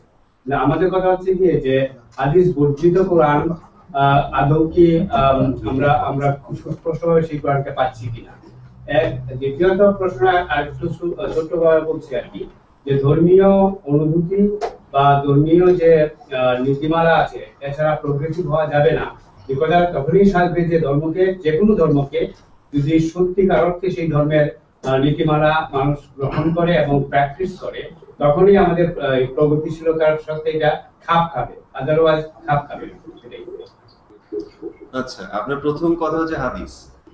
দেখুন, আমি আগেই বলেছি যে আহলে কোরআন যারা আছে হাদিসকে টোটালি বাদ দেয়। আমি সে পথে যাই না, কারণ হাদিস থেকে আমরা অনেক ভালো ভালো জিনিস জানতে পারি। যেমন আমি তো অনেক হাদিসের কোটেশন দিলাম যেটা দিয়ে আমরা নারী অধিকার রক্ষা করতে পারি, দেয়নি? কিন্তু আবার যেমন ধরেন সহিহ বুখারী ভলিউম 4 হাদিস নাম্বার 188, ওটা বানরের পরকীয়ার উপর একটা হাদিস, ওটা দিয়ে আমরা কি করব? and if that is not enough, সহিহ ইবনে মাজাহতে আছে রাসূলুল্লাহ বলেছেন গিরগিটি না টিকটিকি যে ওরাও নাকি ব্যভিচারী। এগুলো নিয়ে আমরা কি করব? তো এই টিকটিকির ব্যভিচার আর বানরের ব্যভিচার এগুলো না হয় এতে আমাদের কোনো ক্ষতি হয় না। ক্ষতি হয় তখন যে পাথরের আড়ালে ইহুদি লুকিয়ে থাকিবে, পাথর তোমাকে বলিবে যে আমার পেছনে ইহুদি লুকাইয়া আছে, খুন কর। এগুলো ক্ষতি হয়। প্রথম কথা হচ্ছে যে পাথর কথা বলে না। দ্বিতীয় কথা হচ্ছে যে ইহুদির সাথে যুদ্ধ চলছিল, সেটাকে চিরকালের মতো মনে করার কোনো কারণ নেই, বিকজ ওই কোরআনই আমাকে অধিকার দিয়েছে একটা ইহুদি মেয়েকে বিয়ে করার। তাহলে আপনি বলতে চান যে আমি একটা ইহুদি মেয়েকে বিয়ে করে তার বাবাকে আর ভাইকে খুন করে ফেলি? এগুলো অবাস্তব কথা। কিন্তু যে সমস্ত মৌলানা, আজকাল হুঙ্কারি মৌলানা অনেক পাওয়া যায়, হুঙ্কার না দিলে ওনাদের ওয়াজ মাহফিল ঠিক হয় না। ওনারা একটা ভয়ঙ্কর ইসলাম ওই হাদিসের ভিত্তিতে চলেন, কিন্তু ওই হাদিসগুলো আমাদের সমস্যা। এটা টার্কি সরকার বুঝেছিল 2005 সালের দিকে না 2004 সালের দিকে। টার্কি সরকার একটা প্রজেক্ট নেয় যে মানে অদরকারি এবং খারাপ হাদিসগুলো বাদ দিয়ে তারা একটা নতুন হাদিসগুলো করবে, যেটা নিয়ে এখনো কথা চলছে। জামাত যদি বলে যে সব হাদিস তারা মানে না, ভালো কথা তো, তাহলে একটা নতুন হাদিসের সংকলন বের করুক যার মধ্যে আমরা বানরের পরকিয়া আর তোমরা স্ত্রীকে মারিলে, স্ত্রীকে পিটাইলে পরকালে জিজ্ঞাসা করা হইবে না, এইগুলো যেন না থাকে সেখানে, ভালো কথা। আর ধর্ম সম্বন্ধে আবার বললাম যে ধর্ম এবং নৈতিকতা, আমাদের মতো কোটি কোটি লোককে ধর্ম, আমাদের নিজেদের ধর্ম, সব ধর্মই আমাদের নৈতিকতা বজায় রাখতে সাহায্য করে, কিন্তু নৈতিকতা কোনো ধর্মের একক সম্পত্তি নয়। আচ্ছা, আরেকটা প্রশ্ন আছে, এটা ফজলুল হক লন্ডন থেকে প্রশ্ন করছেন। আপনি যে ধর্মীয় নৈতিকতার কথা বলছেন, ধর্মীয় মূল্যবোধের কথা বলছেন, আমি এখানে বলবো আপনি ডক্টর আহমদ শরীফের নাম উল্লেখ করেছেন। আমি যেটা বলতে চাই যে মূল্যবোধের ব্যাপার যেটা, এটা কি ধর্মীয় মূল্যবোধ বলা দরকার? শুধু নৈতিকতা যদি sense of right and wrong, ন্যায় অন্যায়, এই যে সেন্স, এটা যদি একজনের মধ্যে প্রগাঢ় হয়, দৃঢ় হয়, তাহলে তো আমি মনে করি এখানে যে মূল্যবোধের ব্যাপারে ধর্মীয় কথাটা যোগ করার কোনো প্রয়োজন নেই। Thank you. ধন্যবাদ ধন্যবাদ। কথা হচ্ছে যে ওটা তো আরেকটা টপিক, এবং আমি তো ওটাকে সংক্ষেপ করে আনলামই যে ধর্মীয়, হ্যাঁ, এক হিসেবে ধর্মীয় মূল্যবোধ আবার কি মানবিক মূল্যবোধ। আমরা মানুষ, আমরা একটা মূল্যবোধ নিয়ে জন্ম, যে ধর্মে থাকি না কেন। তো আমাদের যে ধর্মে থাকে সেই ধর্মের কিন্তু কোর মেসেজ তাকে সেই মূল্যবোধটা রক্ষায় একটু সহায়তা করে। তো এর পেছনে আমরা সময় নাই দিই। আমরা এখন আমাদের ভবিষ্যৎ কর্মপন্থা কি হবে, তার কারণ আমি আগেই আমার এই টিমকে বলেছিলাম যে আজকে যে কথাগুলো আমরা বলছি কালকে যেন হারিয়ে না যায়। একটা টিম তৈরি করা হোক, একটা রেজলিউশন হোক, একটা ওয়ার্ক প্ল্যান নেওয়া হোক, এবং চলেন আমরা সেই ওয়ার্ক প্ল্যানের উপর কাজ করি। আরেকটা ইন্টারাপ্ট করি, আমাদের লন্ডনে আরো দুটো প্রশ্ন আছে। আর ওয়ার্ক প্ল্যানের কথা যেটা বললেন এটা আসলে খুব রেলেভেন্ট, কিন্তু আমরা তো ওটাই ভাবছি যে আমরা what we are dealing with তাকে ওটা আমরা আগে বুঝি, এবং বোঝার পরে এবং আগামী সপ্তাহে বা তারপরের সপ্তাহে আমরা চেষ্টা করছি এই সেমিনারটাকে রান করবো। আর কয়েকটা মানে পার্টিকুলারলি অর্গানাইজেশন গুলাকে বোঝাটা আমাদের জন্য খুব জরুরি হয়ে পড়েছে। তো এবং এই ওয়ার্ক প্ল্যানেরই অংশ সেটা, এবং মানে শুধু আলোচনা করলেই চলবে না, আমাদেরকে কাজও করতে হবে। আমি ফিরে আসছি প্রশ্নে। প্রথম প্রশ্নটা করবেন শাহমিকা আলম লন্ডন থেকে, এবং পরের প্রশ্নটি করবেন রাজীব আহমেদ। একটু কুইকলি আপনাদের প্রশ্নটা করে ফেলে, তারপর হাসান ভাই ওনার টপিকে চলে যাবেন। ইসলামের যে ব্যাখ্যাগুলো দিলেন আর কি, ওখানে ওই যে কিছু মাসুম ভাই বললেন যে রবীন্দ্রনাথ পড়ার কথা, আপনি সাথে সাথে অ্যাড করেছেন যে আমাদের ওরা যদি সাহিত্য পড়ে তাহলে কি বলবো জ্ঞান আরো উন্নতিত হবে, সাথে সাথে কি মনে হয় না যে ওদের অন্য ধর্মের বইগুলো পড়া উচিত, তাদের জুইশিজম মানে একজন ইসলামিক যে কেউ ইসলামিক হুজুর বলেন ইমাম বলেন তারা প্রথম জিনিস যেটা করে তারা ইহুদিদেরকে ঘৃণা করে, হ্যাঁ মানে ইহুদি তাদের শত্রু, এটা জেনেই পড়া হয়। কিন্তু ইহুদি ধর্ম যখন পড়তে যাচ্ছি তখন আমরা দেখছি যে দুটো ধর্ম কিন্তু একই, কাছাকাছি একই সবকিছু, প্রত্যেকটা জিনিস ওরা নামাজ পড়ে 5 ওয়াক্ত, ওরা হালাল খাবার খাচ্ছে, ওরা ফাস্টিং করছে, ওরা সার্কামসিশন করছে, প্রত্যেকটা জিনিস, হ্যাঁ এবং ওখানেও আছে হিজাবের বিষয়গুলো। তাহলে পার্থক্যটা কোথায়, তাহলে মানে বিভেদটা কোথায়, কেন এত ঘৃণা আসছে? তো এটা একটা কোয়েশ্চেন। এই যে ঘৃণা নিয়ে বড় হওয়া, একটা ধর্মের কারণে ঘৃণা নিয়ে বড় হওয়া, এই প্র্যাকটিসটা করা, এটা কতটা জরুরি এবং কিভাবে দেখবেন? সেকেন্ডটা হচ্ছে ইসলামে মহিলাদের অবস্থানটাকে কিভাবে দেখছেন আপনারা? মানে আমি যেটা বুঝি যে নবী তিনি প্রথম প্রতিষ্ঠা করেছিলেন যে মেয়েদের মানে ইয়ে করে রাইট দেওয়া, একটা মহিলাকে রাইট দেওয়া, তারপরে ওই সময় যে মেয়েদেরকে পুঁতে ফেলতো সেটা উনি বন্ধ করেছেন। তো বোঝা যায় যে এই মুভমেন্টটা উনি করেছিলেন। তো সেইখানে এখন যখন ইসলামের কথা আসে, এখন সবচেয়ে প্রথম যেটা হয় সেটা হচ্ছে মেয়েদেরকে ঘর থেকে বাইরে বের হতে দেওয়া যাবে না, মানে এই জিনিসগুলো বন্ধ করে দেওয়া হচ্ছে। তো এইগুলো কিভাবে আপনারা মানে ইয়ে করছেন, ব্যালেন্স করবেন কিভাবে, জিনিসটা কিভাবে হচ্ছে, ইসলাম কি বলছে, আসলে কি করছে আমরা, বা সেকুলার পলিটিক্স যখন আসছে তখন এগুলোকে কিভাবে আপনারা দেখছেন? প্রথমটার কথা বলি যে ইহুদিদের প্রতি ঘৃণা, মৌদুদিবাদ ঘৃণার উপর প্রতিষ্ঠিত। মুখে মিষ্টি কথা বলবে কিন্তু কর্ম পদ্ধতি থাকবে অন্যের উপর ঘৃণার উপর প্রতিষ্ঠিত। আমি উদাহরণ দিচ্ছি, তারা বারবার বলবে মায়ের পায়ের নিচে বেহেশত, শুনতে কত ভালো লাগে, মা নাম্বার 1, রাসূলুল্লাহ বলেছেন, ভেরি কারেক্ট। ওই মাকে তার নিজের সন্তানের বিয়েতে সাক্ষীর কাগজে সাক্ষী দিতে দেওয়া হবে না। এটাই হচ্ছে ধূর্তামি দিয়ে কখনো কিছু ভালো করা যায়নি। ওরা মানুষকে কন্ট্রোল করতে চায়, মানুষকে একটা ধর্মের শান্তি বাণী দিয়ে নিয়ন্ত্রণ করতে গেলে যে ফ্যাকাল্টি লাগে সেটা না, মানুষকে ঘৃণা দিয়ে উত্তেজিত করা খুব সহজ। ওনারা সেই সহজ পন্থাটা নেন, পন্থাটা কাজও করে, লক্ষ লক্ষ মানুষ লাভ দিয়ে উত্তেজিত হয়ে যায় এবং ওনাদের নিয়ন্ত্রণে চলে যায়। কাজেই ওনারা ঘৃণাটা করবেনই। নাম্বার 2, এই সাহিত্য পড়ার পাশাপাশি হ্যাঁ সব ধরনের বই পড়া দরকার। মৌলানা সাঈদীর ক্যাসেট আছে আমার কাছে চিটাগাঙে, উনি বলছেন কবিরা কি লেখে দেখে তার নাই মাথা মুন্ডু। এই যে নজরুল ইসলাম লিখলো মোর প্রিয়া হবে সোরানি দেব, তার আবার ফুল হয় না, সেটা আবার খোপায় পড়াবে কেন? তো এই হচ্ছে ওদের ইন্টেলেকচুয়াল লেভেল। এই লেভেলে ঘৃণা দিয়ে জনগণকে নিয়ন্ত্রণ করা সোজা, শান্তিবাণী দিয়ে নিয়ন্ত্রণ করা এই লেভেলের ইন্টেলেক্টের পক্ষে, ফ্যাকাল্টির পক্ষে সম্ভবই।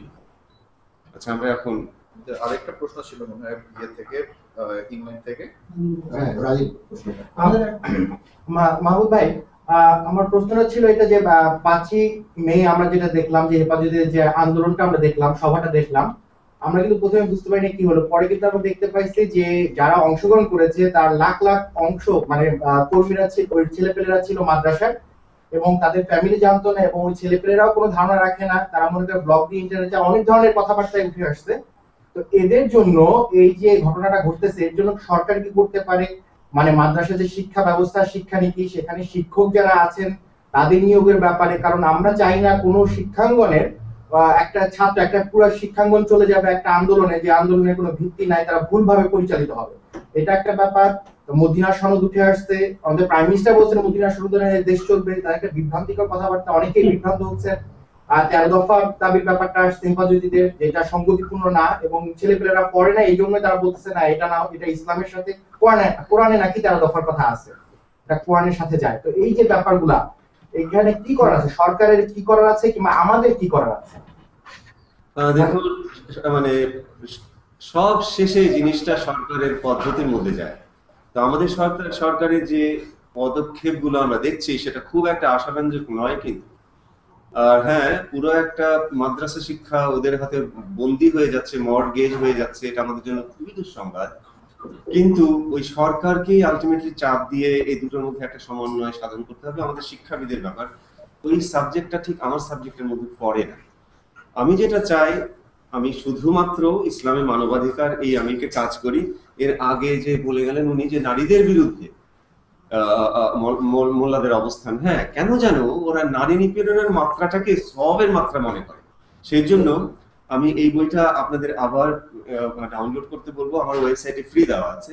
এখানে প্রত্যেকটা চ্যাপ্টারে প্রত্যেকটা অধ্যায়ে আলাদা আলাদা করে দলিল দেওয়া আছে, যেটা দিয়ে আমরা কোরআন রসুল দিয়েই নারীদের উপর যে অত্যাচারগুলো হয় ইনক্লুডিং এফজিএম প্রত্যেকটাকে আমরা রেজিস্ট করতে পারি। এই দলিলগুলো পড়ে আপনারা যখন এম্পাওয়ার্ড হবেন, যখন অন্যদেরকে জানাবেন, তখনই না আমরা ধর্মীয় তত্ত্ব দিক দিয়েও মৌদুদিবাদকে পরাস্ত করতে পারবো। এটা আমাদের অস্তিত্বের জন্য, আমাদের উন্নতির জন্য এর কোনো বিকল্প নেই। টিমের কথা বলে এখন আমরা আসলে মানে এই আজকের অনুষ্ঠানটা প্রধানত হচ্ছে যে আমরা জানার জন্য, কিন্তু এই একটা জিনিস মনে রাখতে হবে যে এই অনুষ্ঠানটা কিন্তু আমরা ইউটিউবে ছাড়বো এবং এটা লাইভ ভাবে সবার জন্য ওপেন হবে। সো আমরা এখানে কোনো স্ট্র্যাটেজিক কোনো আলোচনায় যাব না। আচ্ছা ঠিক আছে, তত্ত্বগত আলোচনার মধ্যে সীমাবদ্ধ রাখবো। হ্যাঁ, তো লন্ডন বাইরে তোমাদের আর কোনো প্রশ্ন আছে এই ব্যাপারে? তাহলে আমি একটা শেষ কথা বলবো ব্যক্তিগতভাবে। লন্ডন প্রশ্ন আছে একটা। আচ্ছা, এখানে একটা প্রশ্ন আছে লন্ডন থেকে। আপনার নামটা বলে দাও। মূলত প্রশ্ন করছি লন্ডন থেকে। আমরা মানব জাতির ইতিহাস যখন দেখি, একেবারে শুরু থেকে ধর্মের নামে যত মানুষকে হত্যা করা হয়েছে, এত মানুষ হত্যা কোনো প্রাকৃতিক বিপর্যয়ে এ পর্যন্ত হয়নি। তো আমরা যে ধর্মের নামে মানবিক মূল্যবোধের কথা বলছি বা মানবিক মুক্তির কথা বলছি, এটি আসলে এই ধর্মীয় অনুশীলনের মাধ্যমে অর্জন করা সম্ভব কি? আমাদের সুবিধা তো করেছিলেন। আমাদের সুবিধা হাজার বছর ধরে বিস্তীর্ণ এলাকায় ধর্মের নামে শান্তি প্রতিষ্ঠিত করেছিলেন। কে করেছিলেন? ওটা ধর্মের আরেকটা হিংস্র ব্যাখ্যা, যার হাতে টাকা আছে, যার হাতে রাজনৈতিক ষড়যন্ত্র আছে এবং আমাদের বিভিন্ন দিকে আমাদের অবহেলা আছে, সেই দিক দিয়ে ওরা এসে আমাদের এটাকে ঘুম ধরিয়ে দিতে পেরেছে। আপনি একটা জিনিস খেয়াল করবেন, যখন মুসলমান দেশগুলো স্বাধীন হচ্ছিল, ইম্পর্টেন্ট মুসলিম দেশগুলো, Jamal Abdul Nasser of Egypt, doctor Mossadegh ইরানের, জিন্না পাকিস্তানের, সুকর্ণ ইন্দোনেশিয়ার, কামাল আতাতুর্ক টার্কি, এগুলো ইম্পর্টেন্ট মুসলিম দেশ। প্রত্যেকটা লিডার ছিলেন একেবারে টপ টু বটম সেকুলারিস্ট। কেউ মোল্লাইজমকে ধারে কাছে আসতে দেননি। আজকে এই প্রত্যেকটা দেশ এই মৌদুদিবাদের খপ্পরে বিপর্যস্ত। বাংলাদেশ বরং ওদের চেয়ে অনেক ভালো করছি। আমরা ওইসব দেশের দিকে যদি তাকান, আমরা অনেক ভালো করছি। কিন্তু এই পদ্ধতিটা কি করে হলো?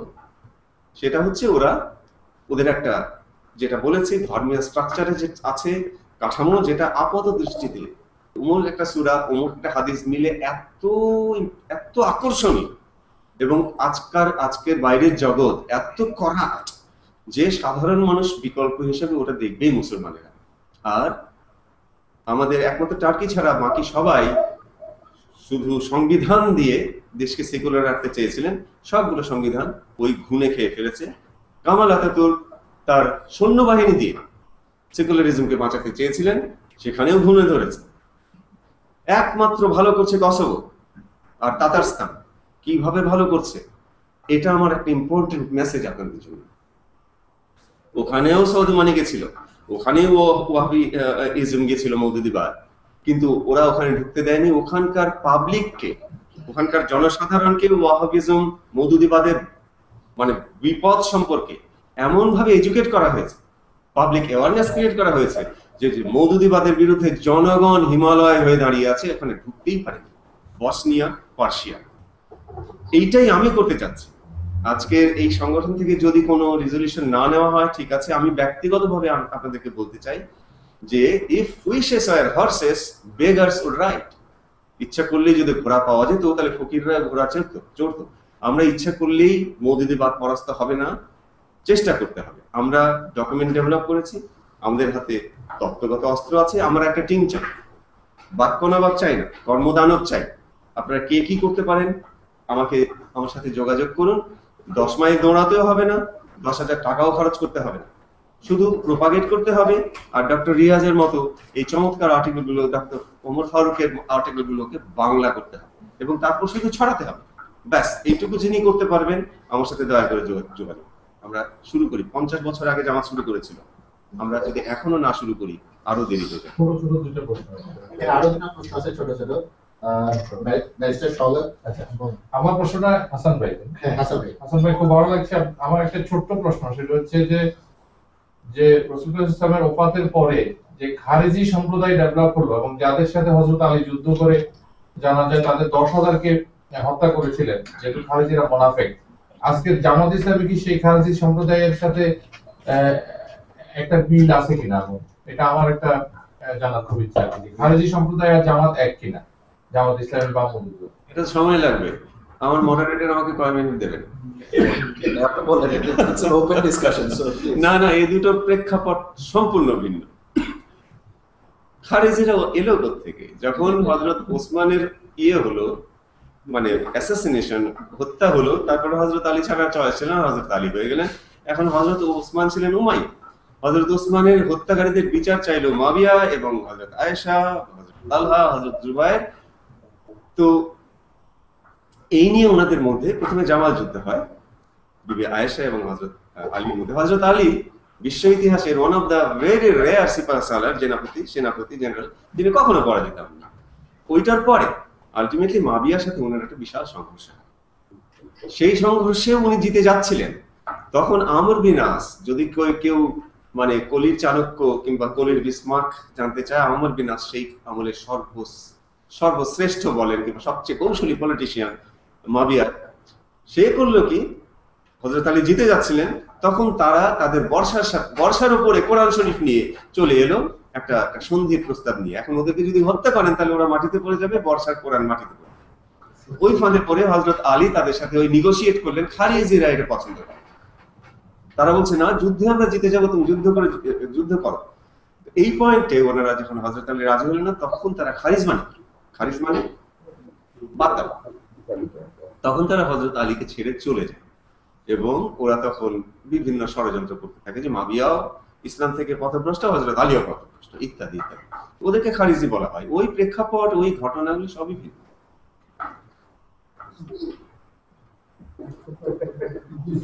আরেকটা প্রশ্ন, ছোট শেষ প্রশ্ন থেকে লন্ডন থেকে লাস্ট, অনেক লম্বা হয়ে যাচ্ছে আসলে আলোচনা লন্ডন থেকে।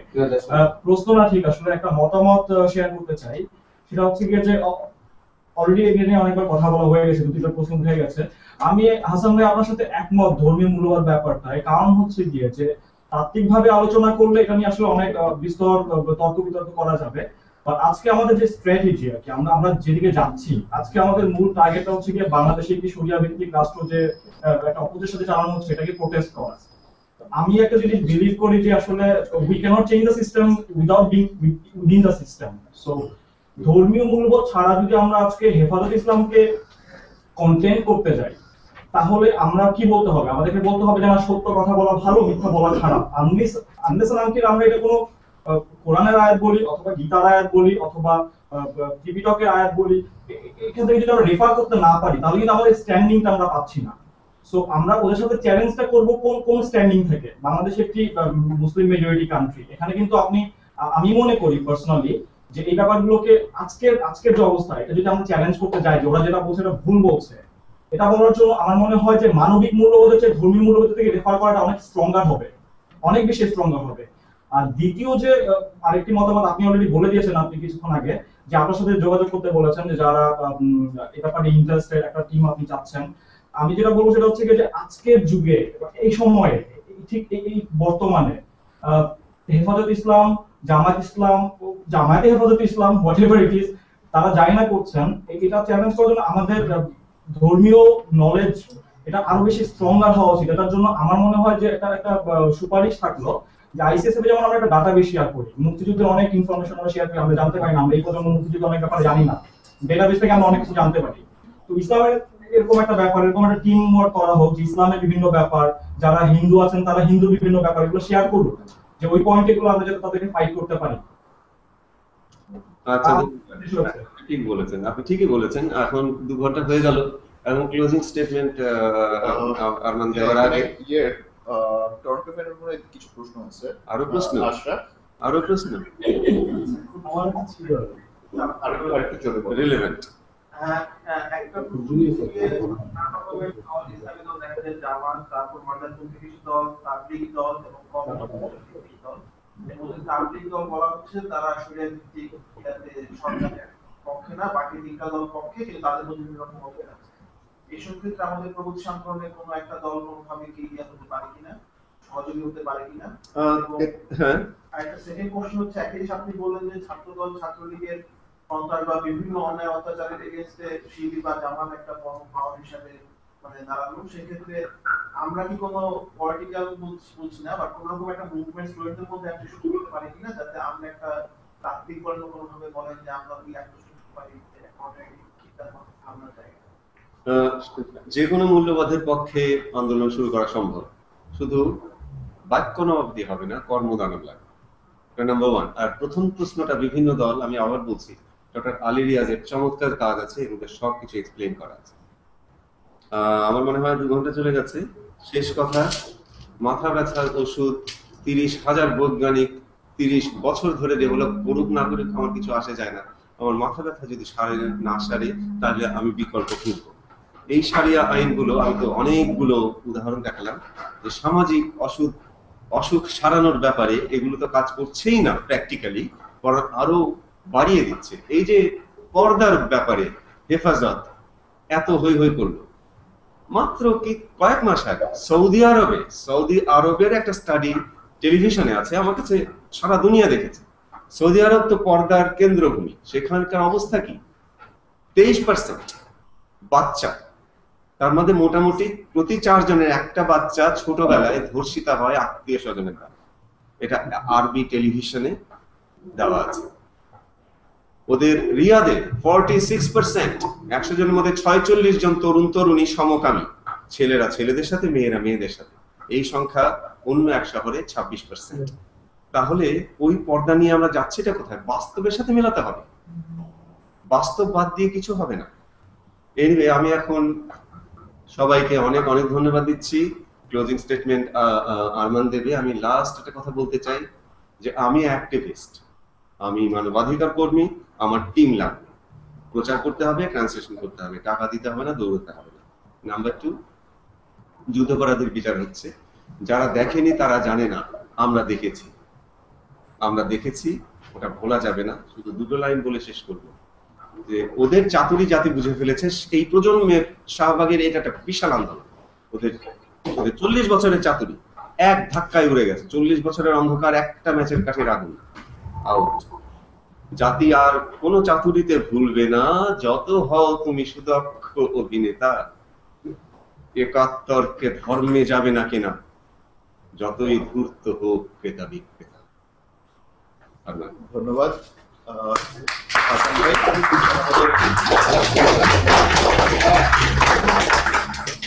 আমাদের এখানে ক্লোজিং স্টেটমেন্টটা গিয়ে দিবেন, সুশান্ত দা দিবেন লন্ডন থেকে। সুশান্ত দা।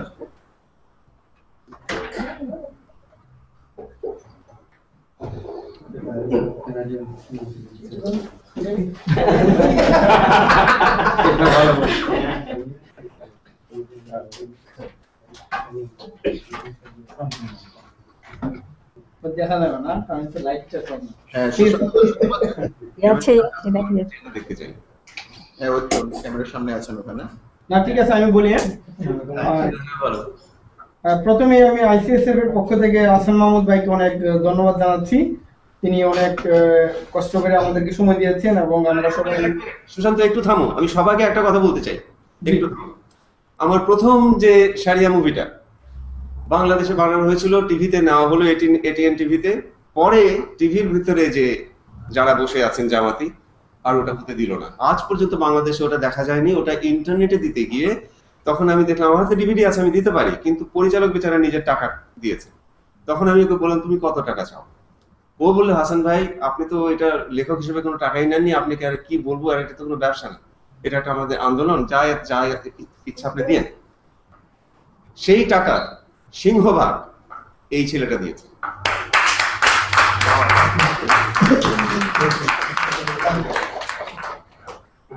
ধন্যবাদ হাসান ভাই। আমি আবারও ধন্যবাদ জানাই যে আপনি আমাকে এই ধন্যবাদটুকু দিয়েছেন। আর প্রথমে আমি আইসিসিএফকে ধন্যবাদ জানাবো যে এই ধরনের একটা সিরিজ করার জন্য, কারণ হচ্ছে এটা কিন্তু খুবই একটা অল্টারনেটিভ একটা স্ট্রাকচার। এই স্টাইলে কিন্তু আমরা নরমালি দেখি নাই, বিশেষ করে লন্ডনে কিন্তু আমরা দেখি নাই যে কেউ এই ধরনের কোনো প্রোগ্রাম করছে কিনা। বাট এই ধরনের প্রোগ্রাম বাংলাদেশে কিছু প্রাইম মিনিস্টার কার্যালয় থেকে নিজে কিছু করতেছেন উনার মাধ্যমে শুধুমাত্র। তো আমরা ওই ক্ষেত্রে সেকেন্ড যে আমরা যারা আইসিসিএফ এর মাধ্যমে এই ধরনের একটা প্রোগ্রাম করতে পারছি, এবং this is just a start. তো আমরা নেক্সট আরো এইটাই কিন্তু পরবর্তীতে আমরা এক্সিকিউট করব আরো একটু আইআর স্টাইলে এবং ব্রডার অ্যাপ্লিকেশন নিয়ে। তো আমি প্রথমে আবারও ধন্যবাদ জানাচ্ছি প্রজন্ম কানাডাকে এবং আমাদের টেক টিমকে, এবং এখানে যারা আসছেন সবাইকে আমি ধন্যবাদ জানাচ্ছি। এবং আমি ধন্যবাদ জানাচ্ছি বাংলাদেশ আমাদের স্যাম ভাই আছে এবং তার টিম, লেইসেস্টার আছে অনুপ এবং তার টিম, নিউ ক্যাসেল আছে বিদিত এবং তার টিম, এবং এইখানে তো আমরা সবাই আছি, মাসুম ভাই, তারপরে আপনার মনি ভাই, শামিকা আপা, এবং সবচেয়ে বেশি ধন্যবাদ জানাই আমরা শাহবাগ প্রজন্মের গ্রুপের ইউকে শাহবাগ প্রজন্ম যারা এখানে মনিটরিং করছে, এবং ইয়াশাদ ভাই, নেহা আপা, ওনাদেরকে আসলে সবার নাম আমি মানে সবাইকে ধন্যবাদ। হ্যাঁ, আর একদম মানে বেশি ধন্যবাদ দিল আমাদের বাংলাদেশে যারা শাহবাগ প্রজন্মের যারা পরিচালিত করছে, ইমরান, মারুফ, আদাব, সবাইকে আমার তরফ থেকে বিশেষ ধন্যবাদ, আইসিসিএফ তরফ থেকে ধন্যবাদ, এবং বিশেষ করে রায়ন ভাইকে তো অবশ্যই ধন্যবাদ। আর সবচেয়ে বেশি ধন্যবাদ প্রাপ্ত হলো আমাদের শওকত ভাই, কারণ হচ্ছে উনার অফিসেই কিন্তু আমরা মিস্টার শওকত ভাই, কারণ উনার অফিস পুরোটা কিন্তু আমরা তছনছ করে দিচ্ছি।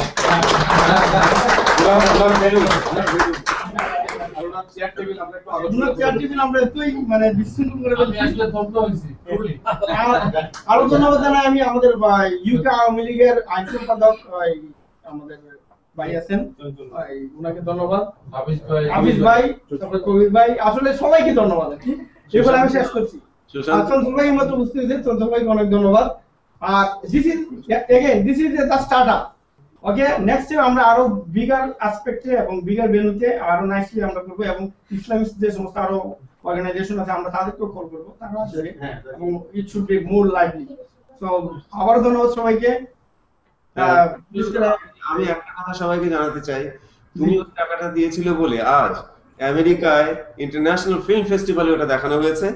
ওটা মালয়েশিয়ায় মালয়েশিয়ান ভাষায় সাবটাইটেল হয়ে গেছে, মালয়েশিয়ারা করেছে, টার্কিশ ভাষায় সাবটাইটেল হয়েছে, এবং অক্সফোর্ড ইউনিভার্সিটি ক্যাম্পাস বিভিন্ন দেশে ওটা দেখানো হয়েছে। এত দূর গেছে শুধু ওই একটা সাহায্যের জন্য। না ভাই, হাসান ভাই, আসলে কি ওই সময় আমরা আসলে আপনি জানেন অনলাইনে আমরা ব্লগিং অ্যাক্টিভিজম করতেছি ফ্রম 2006। আপনি যখন আমাদেরকে বলছিলেন আমরা কিন্তু মানে সাথে সাথে আমি রাজি হয়ে গেছি যে আমরা আপনাদেরকে এটা স্পন্সর করব। ওটা শুধু আমি একা না, এখানে আমাদের সব ব্লগাররাই কিন্তু এখানে একটি পার্টিসিপেশন আছে। তো আমরা শেষ করি তাইলে, সবাইকে ধন্যবাদ। একটা জিনিস একটু জানিয়ে রাখি, হাসান ভাই আপনি আপনার ওয়েবসাইটের অ্যাড্রেসটা দিয়ে দেন সবাইকে। খুব সোজা, hasanmahmood.com, HASAN সিঙ্গেল এস একসাথে MAHMUD, HASANMAHMUD, hasanmahmood.com।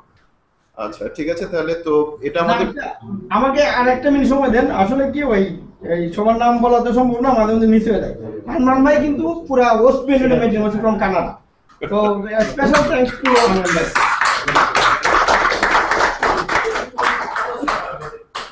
ওকে, তাইলে আমরা শেষ করলাম। আচ্ছা, তো এটা আমাদের প্রথম পর্বটা ছিল, এবং দ্বিতীয় পর্বটা আমরা খুব দ্রুতই খুব সত্তর করব, ঘোষণা দিব, এবং আমরা আশা করব যে দ্বিতীয় পর্বটা হয়তো আরো অনেক স্মুথ ভাবে আগাবে, কারণ আমরা এই প্রথম পর্বে অনেক কিছু শিখলাম যেগুলো আমরা দ্বিতীয় পর্বে কাজে লাগাতে পারবো। তো সবাইকে ধন্যবাদ, তাহলে আজকের মতো এখানে বিদায় নিচ্ছি।